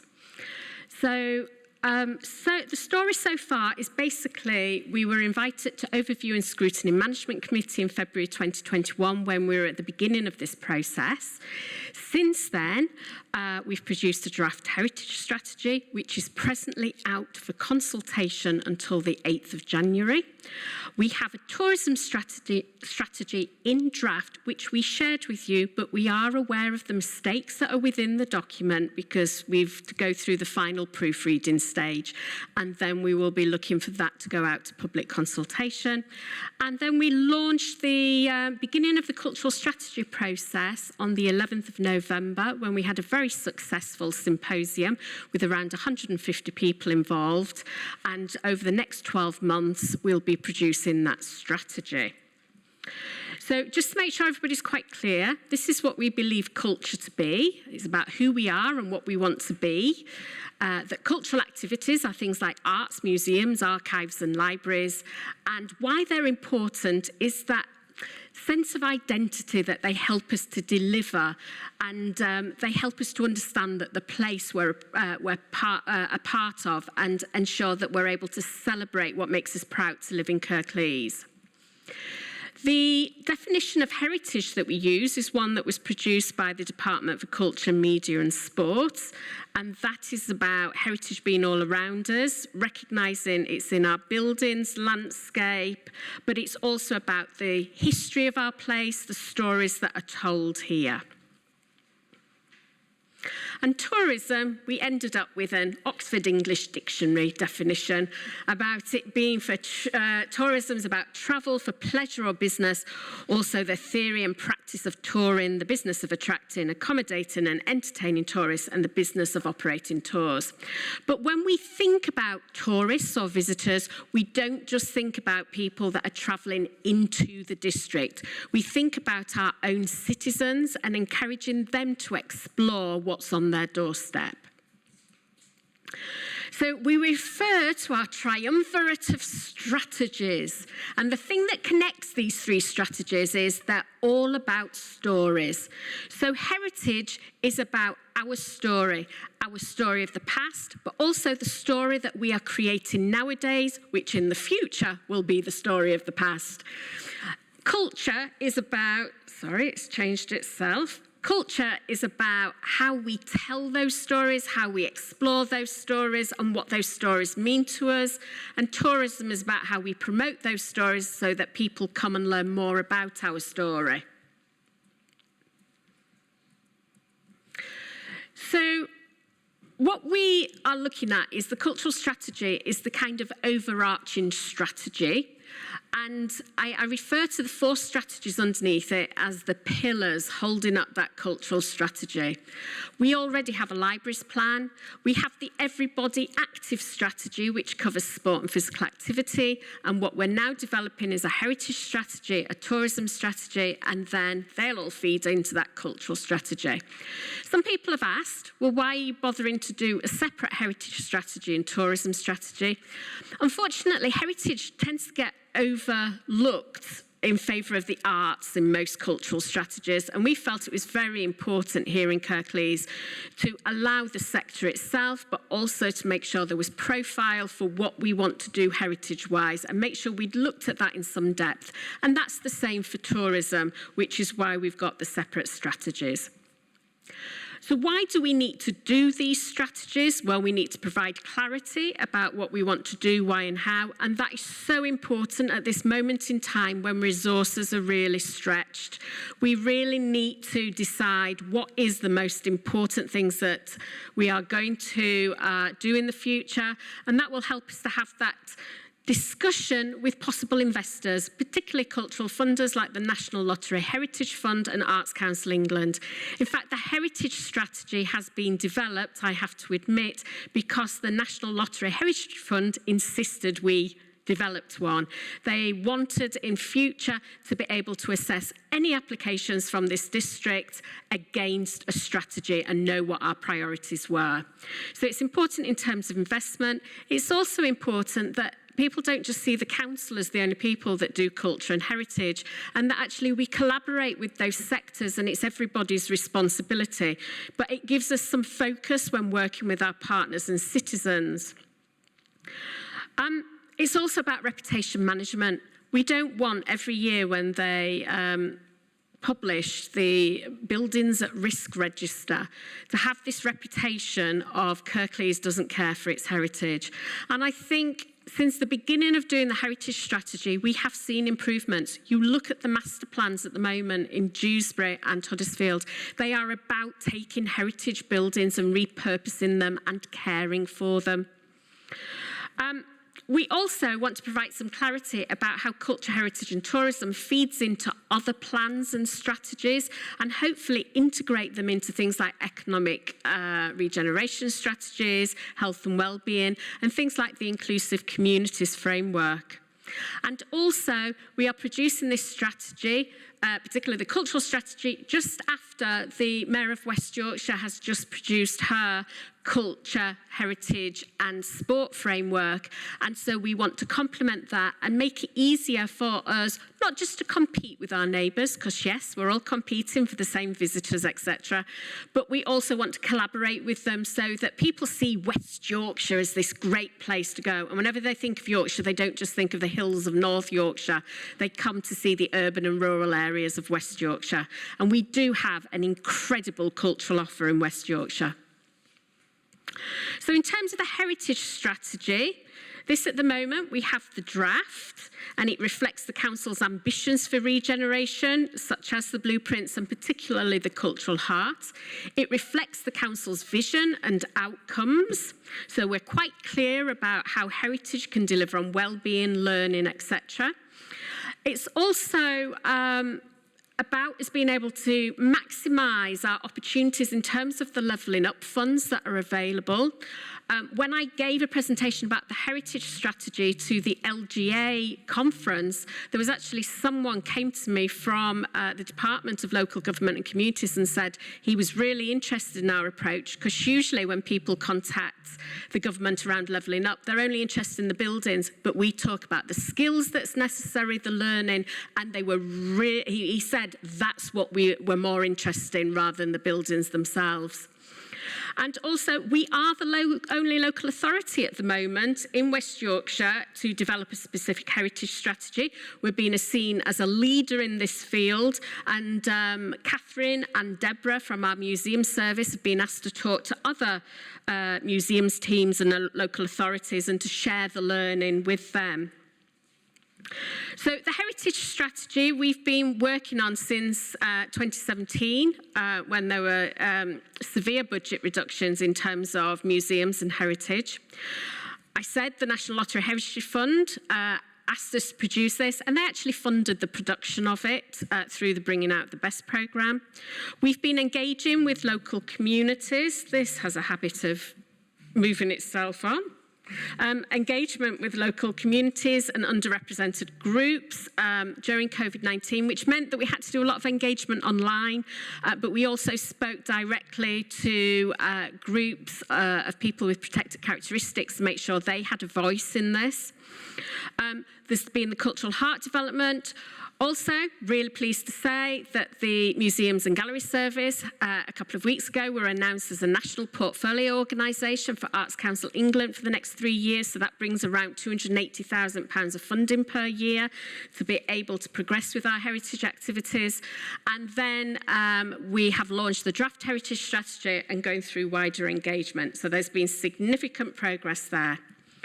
The three top takes from the heritage strategy is recognising that heritage is not just about physical assets, it's about the people themselves and their stories and how we tell those stories. It's also about recognising the rich and diverse heritage of Kirklees and raising its profile and really promoting that. It's done it again. I must keep my hands still. It censors me. And also, it's about us being proactive and innovative in the way our heritage is cared for.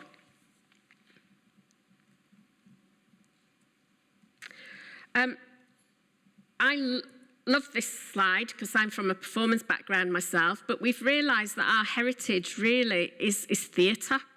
We've got the sets in the buildings, the scenery, etc. around us. We have the props and the objects we have in our museums collections, and the actors and stories are the people of this district. And together we can put on this amazing show. What links us is stories, but it's about people, places, and things. So where do we want to be in terms of the vision? We want a strong sense of identity that informs our future. It's about us having a high positive profile, about ensuring we've created the conditions for heritage to thrive, that we're supporting our community's needs, that we're being inclusive and relevant, and that we have an award-winning heritage offer. And what's going to get us there is about creating the confidence around our approach, the sustainability to ensure those assets are well looked after. And it's not just environmental sustainability, it's ensuring we have good business plans in place to ensure we've got financial sustainability. It's about duty of care of our objects and buildings. It's about being ambitious and having heritage-led regeneration programmes such as the Heritage Action Zones, which are in St George's Square in Huddersfield and also in Dewsbury Town Centre, which are leading economic regeneration there. It's about how we engage with our communities so they feel their stories are being told and that they have a sense of ownership around the heritage in the area, and it's about how we encourage them to participate with what's going on. And we'll get there by seeking funding, because we don't have a lot of our own funding, so we need to go out there and attract that investment. We're going to have a strategic action plan that will cover 3 years initially and will be the kind of plan that looks at the district widely. And then we are going to do something that's quite innovative in this country, but is being seen as a good example. And that is, we're going to, with the tourism and cultural strategy, is produce place-based cultural delivery plans which engage our communities in what is important to them in their areas in terms of these themes. So I've given you a bit more depth about the heritage strategy. You can see the dates there for the engagement. Please go online, have a look and have your say, and please spread the word for us. We hope to get the strategy to Cabinet in March 2023. In terms of the tourism strategy, this is where we needed to bring consultants in because we didn't have the capacity ourselves to produce this. And this is what they found, that we need to define the produce base and the national positioning of Kirklees by being clear about what our products and visitor experience is. I hope to go to the LGA conference next time and they know we're in West Yorkshire and they don't think we're in Scotland. But this is about putting us on the map. We also need to increase revenue from tourism year on year. The tourism sector heavily got beaten up basically during COVID, and you know it's going to take them a long time to recover, and we want to work with accommodation providers, hospitality, visitor experiences to help them recover and to maximise that return from investment by encouraging people to stay longer in Kirklees and spend more money with us. We also want to reduce seasonality. You can come to Kirklees at any time of the year, it's not just the summertime. So we need to look at what that all year round offer is. We want to increase Kirklees community-based tourism so that people in Kirklees are visiting what's on their doorstep. And we want to raise awareness in the community of what the significance of tourism is and how much money it can bring into the local economy. And we also want to ensure that the Kirklees offer is considered within the broader Yorkshire offer. Yorkshire's known throughout the world. Before COVID, it was second in the world in terms of tourism. You know, it had that significance. When people come to Yorkshire, we want them to come to Kirklees as well. These were the trends nationally in terms of tourism post-COVID. And so we've taken those on board, and we feel that these are our 5 key themes. Visiting friends, family and relatives, because we know people come and stay with their family and want things to do. That our history, industrial heritage and cultural events are important. That it's about our food offer, food and drink offer here. It's about our villages and our valleys and the beautiful scenery and the walking and cycling that's on our doorstep. And it's also about our filming locations. Did you know that programmes like Gentleman Jack, I think Peaky Blinders has been here, various programmes have been filmed at Oakwell Hall. We really need to exploit that. And these we feel are our 6 key strengths: our music festivals and culture, our sport, but we're not actually talking about football and rugby here. We've got lots of golf courses. People come for the weekend to play golf. How do we maximise that? How do we look at other sports? We've got food and drink. You can see a picture of Home Firth Vineyard. What are those special places that people go to? And of course, all our real ale bars, etc., will really appeal to another set of tourists. There's our screen tourism, there's our beautiful heritage, and there's our landscape. So that's what we want to do moving forward, is maximise visitors' interest in those aspects. The target markets here are people interested in the landscape and culture, the people that are looking for a bit of a buzz. Hyperlocal does refer to that very local tourism. Accessible tourism, people with disabilities. Can we actually improve our offer and make sure that people with disabilities can fully participate in the experiences here and can find accommodation, etc. And then also multi-generational families, from the grandparents down to the babies, mixing together. We got things that appeal to all of them. And you can see these are all the synergies for the tourism strategy. It supports the cultural heart, it supports the delivery of the heritage strategy, and it supports the work that we've developed through Creative Kirklees. In terms of the cultural strategy, you'll be pleased, I'm nearly at the end here. We've managed to attract £50,000 to support the development of the cultural strategy and the cultural delivery plans over the next 12 months. That money's coming from WICA, and it's also coming from the Arts Council, because we are seen as being so innovative in our approach. That Kath here has worked very hard and has produced the online hub, so you can go to the council's website and look for cultural strategy, and you will see all of the documents there that have been produced, the consultation that's happened, and to see progress as it's continuing. There is a brief for consultants out now with a deadline of the 5th of December, because again, we don't have the capacity to do this work at the moment. We've had the symposium, and we are aiming to have the strategy by December next year. And that cultural strategy engagement, there was 150 people there at Culture is Ordinary. There were presentations from various people. We looked at various themes, and all the feedback from those sessions will be provided to the consultants so that they can continue that engagement work as they develop and bring together the cultural strategy. Sorry, I know that's longer than, but this has been like 3 presentations in one. Thank you. No, thank you, Adele. And apologies, I thought you were in the Zoom and you're actually in the room. I'm sorry about that a little earlier. Yes, I was like, oh my God, she's here. Just before I bring members in, there is something I want to come back, because your enthusiasm was really infectious and really got carried away. But second in the world in terms of tourism, Yorkshire, is that right? Have we missed something there? Brilliant. Yeah, Niagara Falls, eat your heart out. Yeah, that's so good, is that? Yeah.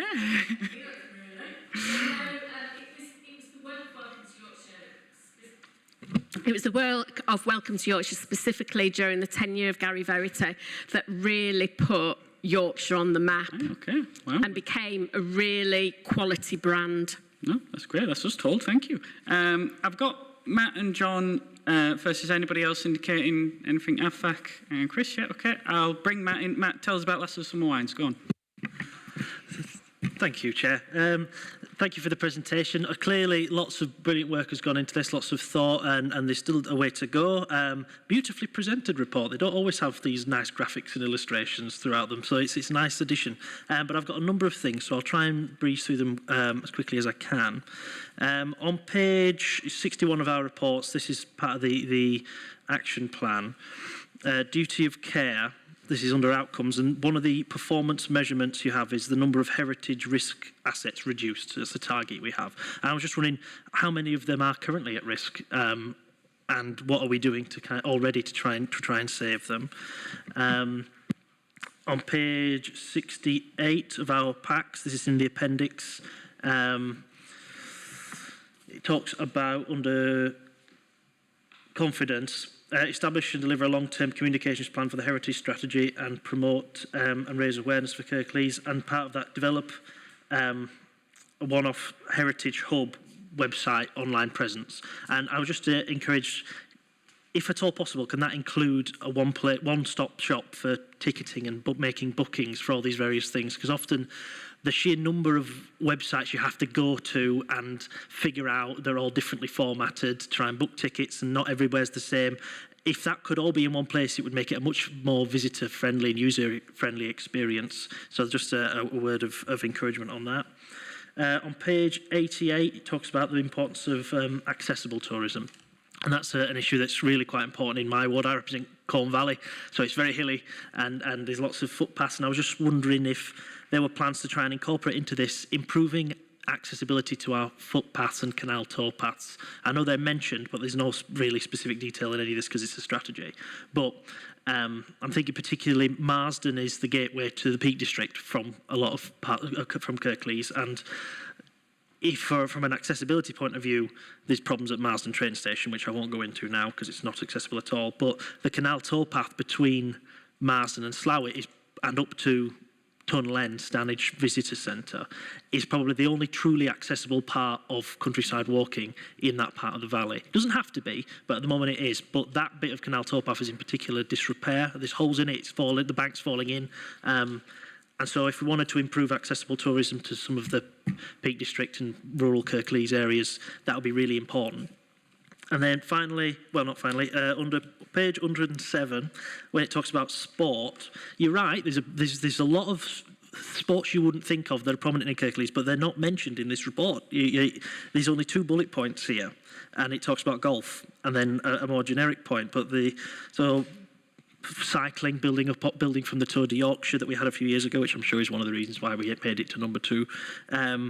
Rock climbing, there's loads of rock faces in particularly our part of the world, in rural Kirklees, that are brilliant for wild rock climbing. That's sport. Hill running, the Murder Mile in Meltham was once world famous and world renowned. Downhill running, that's where the world record was set. Hot air ballooning. I'm sure there used to be hot air balloonings, or maybe there still is. Yeah, I don't remember. I don't see them very much any often, but I remember being a child and seeing the hot air balloons. I thought, oh, brilliant! That must be a sport. So there's, you could put a bit more detail in there. Wild swimming, Sparf Reservoir. Yeah, that's a whole different issue. And then one last point. And this is picking up on something that came up at full council last time. Worries about the Tolson Museum and its future, because we've got the new museum coming as part of the cultural heart, which is fantastic, but our understanding is that a lot of the exhibits and stock, that's the wrong word, archive will be moved to the new museum, and we're not quite sure yet what's going to happen to the Tolson. And it's such a brilliant asset and an important part of our heritage that there needs to be really a quite solid and specific plan to try and rescue it and save it. Hi, Graham. That's a lot of points. Sorry for going on, Chair. But yeah, that's everything I've got to say. No, that's fine. Thank you. Adele, do you want to come back on? Yeah. Okay. Just done some quick research. It was good you asked so many questions. So there are 31 buildings at the moment in Kirklees that are on the at-risk register. So we seek to reduce that number. So that was the first one.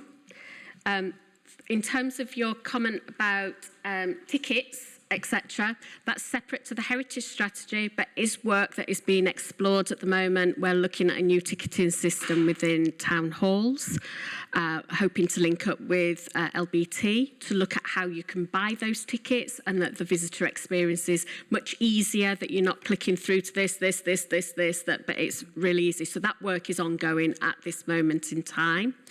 You're quite right about all the different sports. It's always difficult, isn't it? You name one and then everybody else wants to be named. So I think we need to take that back and look at that. And then you said Tolson. So what I can make quite clear is that Tolson will not be a museum in the future. That is because the museum service will withdraw from that building for the new museum that is in the town centre.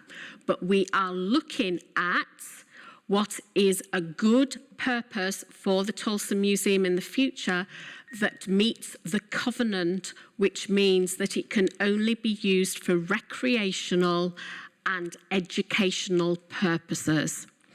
And so that work is ongoing at this moment in time.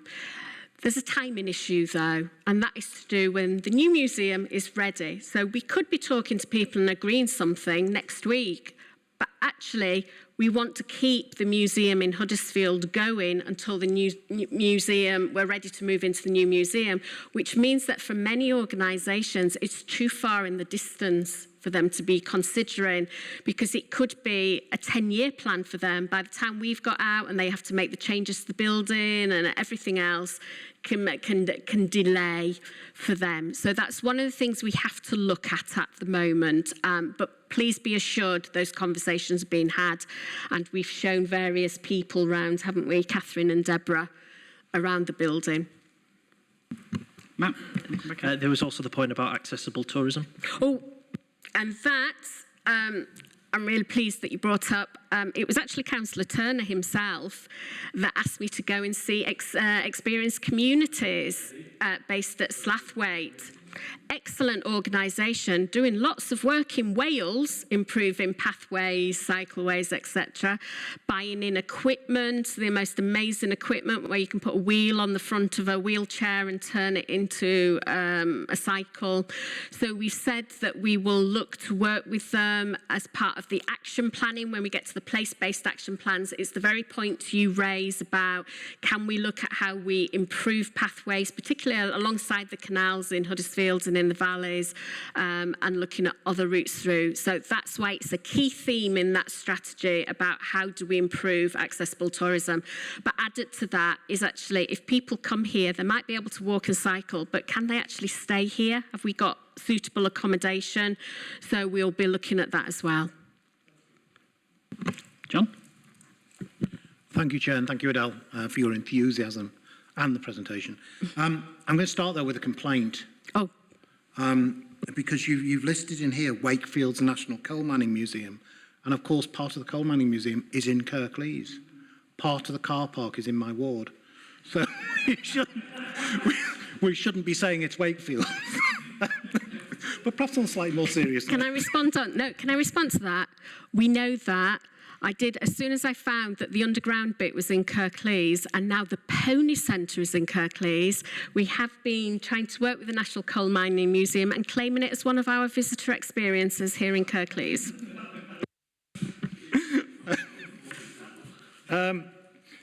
Yeah, sorry, I've lost my train of thought now. A number of things to think about. One, picking up what Matt was saying about ticketing, but from a different angle.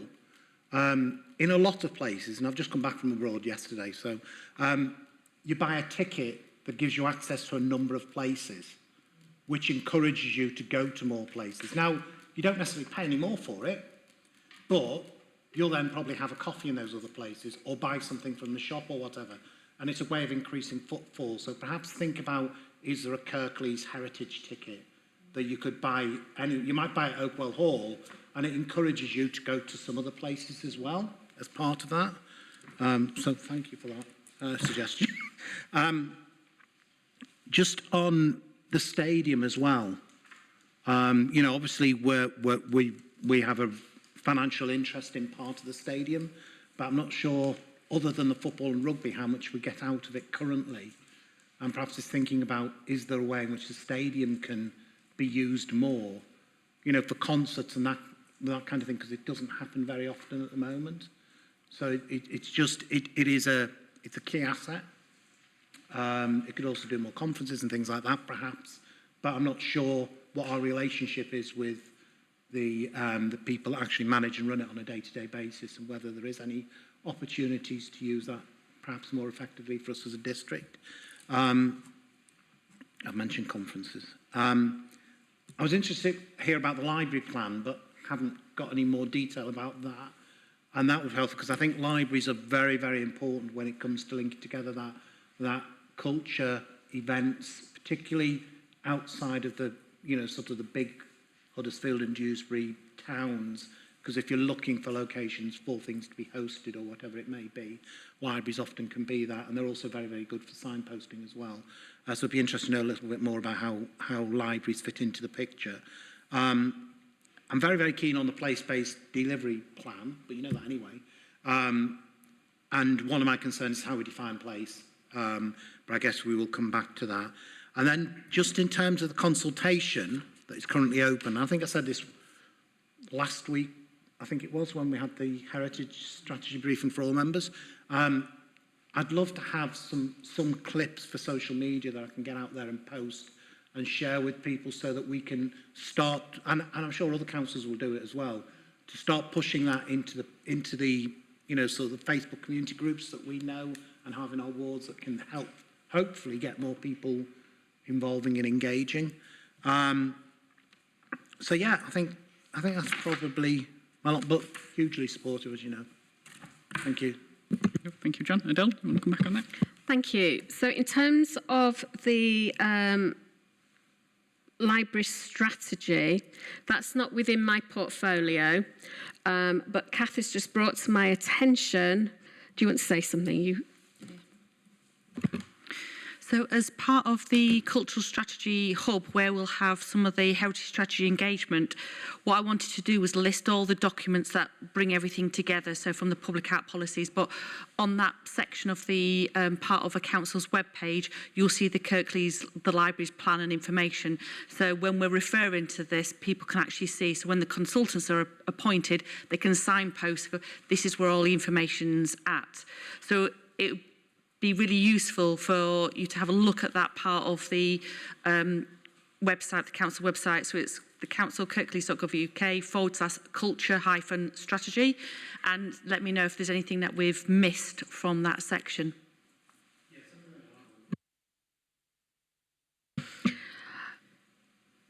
We'll take back the idea around the heritage ticket, and that's one to be explored there. And then, in terms of your other points, which were comments, weren't they, and about the stadium, we do have a relationship with the stadium. There are some limitations with the stadium and it being used more, and that's simply to do with the football and rugby seasons and how precious their grass is during that time, which is why is one of the reasons why you don't get more pop concerts. Another is that promoters, there's not a lot of product out there actually for outdoor stadiums, so there is the one per year, but it's also its proximity to residents, and that even having that one per year usually leads to complaints about the noise, etc. So those limitations mean it's not exactly ideal. Yeah. So I think that's why the stadium think they're lucky to get away with one per year at the moment. We'd love them to do more. I think the public would love them to do more. But it's a really narrow, so it also because of the sporting seasons, it's a really narrow window that you can go onto their grass. And if people are not touring at that time, it's very difficult to get someone to come. But we do have Muse next year as part of Year of Music. I was going to say through you, Chair, perhaps thinking about the conference stuff and things as well, that perhaps using that side of the stadium perhaps a bit more is possibly maybe an alternative. Just feels like the council is paying for part of the stadium. Not sure we're getting as much out of it as perhaps we ought to expect to. So it might be not pop concerts, but something else that we can use using that asset. Possibly not when the football rugby's on. I think also in terms of the relationship with the stadium, it might be Growth and Regen that you need to talk to, and I know David Shepherd is leading on the relationship with them at the moment. Yeah. Funny you say that. We've got Graham here, haven't we? No, don't worry. Won't bring you in on that, Graham. But no, thank you for that, Adele. And it's one pop concert a year, I think, for my residents would be enough. Yes. You know, I had to go down there the other earlier in the year and taste a green day. Oh, keep it down, lads. But you know, it's I don't think we can do that more regularly. Afak, I think you're next. Yep. Thank you, Chair. I was expecting Councillor Turner to be ambushed there, but he got away. It wasn't me. It was our colleague Councillor Taylor. Yeah. Thank you very much for the presentation. Really good. Mine's just a quick point on about engagement and sort of public engagement. We had a meeting where we have a weekly meeting with our MP, and the word she described in terms of how sort of we do our comms and sort of reach out and engage as dire. I'll probably say it needs improvement. And that's given, you know, sort of in terms of regeneration of towns and how we've kind of reached out to people and how we've tried to do social media, how we've tried to do emails, for example, and people trying to do surveys online that have crashed, and it's been very, very slow to get back up and to do that.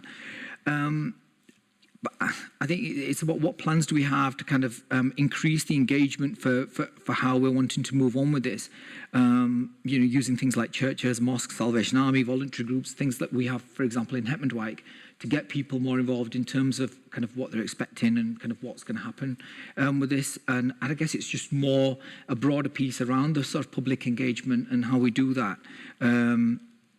And how we reach out. And the second was just really a statement to say that actually second in the world, I was kind of, wow, that's quite a statement. And obviously, true, you've obviously done your research, but I was going to say that's probably driven more by North Yorkshire, by York and Harrogate, and possibly not Hetmondwike. So, thank you. Thank you, Chair. You need to be proud of Hetmondwike. People need to come and see it. Yeah. Will, do you want to bring you in on this one? Yes, thank you, Chair. I just want to agree to an extent with what Councillor Butt just said around comms, and I'm glad about what members have reflected. I think was it Matthew about the presentation of the document. I'm really passionate about effective comms and particularly effective digital comms. And you know, given the fact that we are talking about how we present Kirklees to make sure we get more people here and to enjoy it, I think it's really important that the strategies themselves look good and represent Kirklees how we want to represent it. Otherwise, you know, if the strategies themselves can't portray us how we want to do so, then how can we expect to be successful in the end? So that's why we've got such a fantastic initial presentation of it, and I want to make sure that that carries through into how we operate as a council. I think this isn't just a Kirklees problem. I think all councils don't really do comms, they do press, and actually they need to get into a space of doing comms effectively. And when we're talking about culture, engaging in destination marketing, and that's something that I'm trying to push really hard personally. Obviously, we've got resources limitations in the council more widely, and that's not a capacity that we have within our cultural team on its own at the minute, but that's something that I really want to push, because the way we communicate, the way that councils communicate, I don't think isn't the most effective way of going about it in the second decade of the 21st century, and particularly when we're talking about cultural services. If we're going to be as successful as we can be and help grow the local economy and support small businesses as well as our cultural institutions and heritage assets, we need to communicate much more effectively. Thank you, Will. And yes, having someone with a sort of strong digital comms background would be really, really good on this. I'll bring Chris in, and then I'll wrap up there at the end, I think. Thank you, Chair. I'm going to start with an appeal on behalf of the older generation. They're very pretty reports. There's a lot of information in there, but that typeface is just too small. I found it quite challenging to work through these three reports. And also your slides, there's a lot of information up there. They're just too busy. I could just about read it from here. So, you know, if you're aiming these to the older generation for accessible use, please look at that typeface again. It looks to me like it's probably something around about 10, whereas most reports, these look like they're about 12. But it's a very small typeface. So that's my appeal, okay? To set the context, I've only actually been in the Kirklees area for 5 years. But when we arrived here, a lot of the local people were telling us about the wonderful heritage and the industrial track record on woolen mills and all that sort of thing. I'm just looking at these documents. I don't actually see like a key differentiator coming out about what Huddersfield and Kirklees is about. I mean, there's a huge amount saying how, the heritage and the good things about it, but there isn't anything saying, we were a lead player in the industrial world in Victorian era. We had a lot of woolen mills, and we've got a big woolen mill. You can go and see the woolen mill. Is there one we could go and see? I don't know.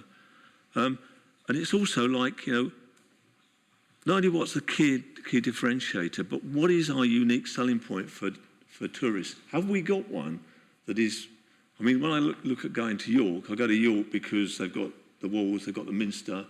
Go to Leeds because they've got a great shopping area. I've got a Minster too, and there's a lot of theatres there. When I look at Huddersfield, we come into Huddersfield, and there's nothing actually strikes me as a resident of 5 years that there is a fascinating thing in Huddersfield itself. I've been out to the Coal Mining Museum, I've been out to Oakwell Hall, I've been to quite a few of those places, but there is no really one big thing that smacks me in the face and says, Huddersfield's heritage. Is there one such thing that you're sort of aspiring to?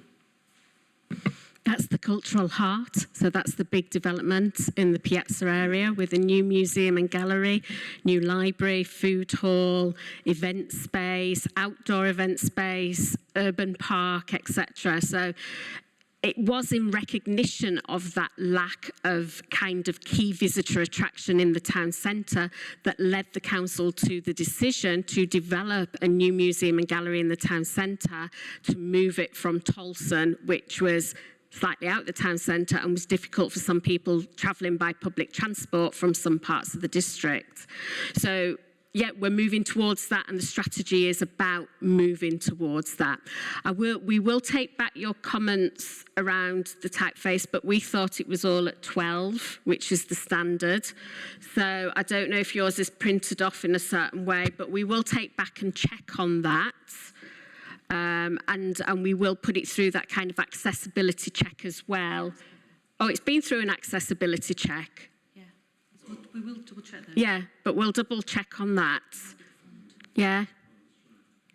Can I just come back on one thing? I mean, is there actually, a woolen mill or anything like that in the area that is accessible that you can see working? No. In fact, Kath's going to answer on this because Kath leads on the Woven Festival. Have you come across Woven? Yeah.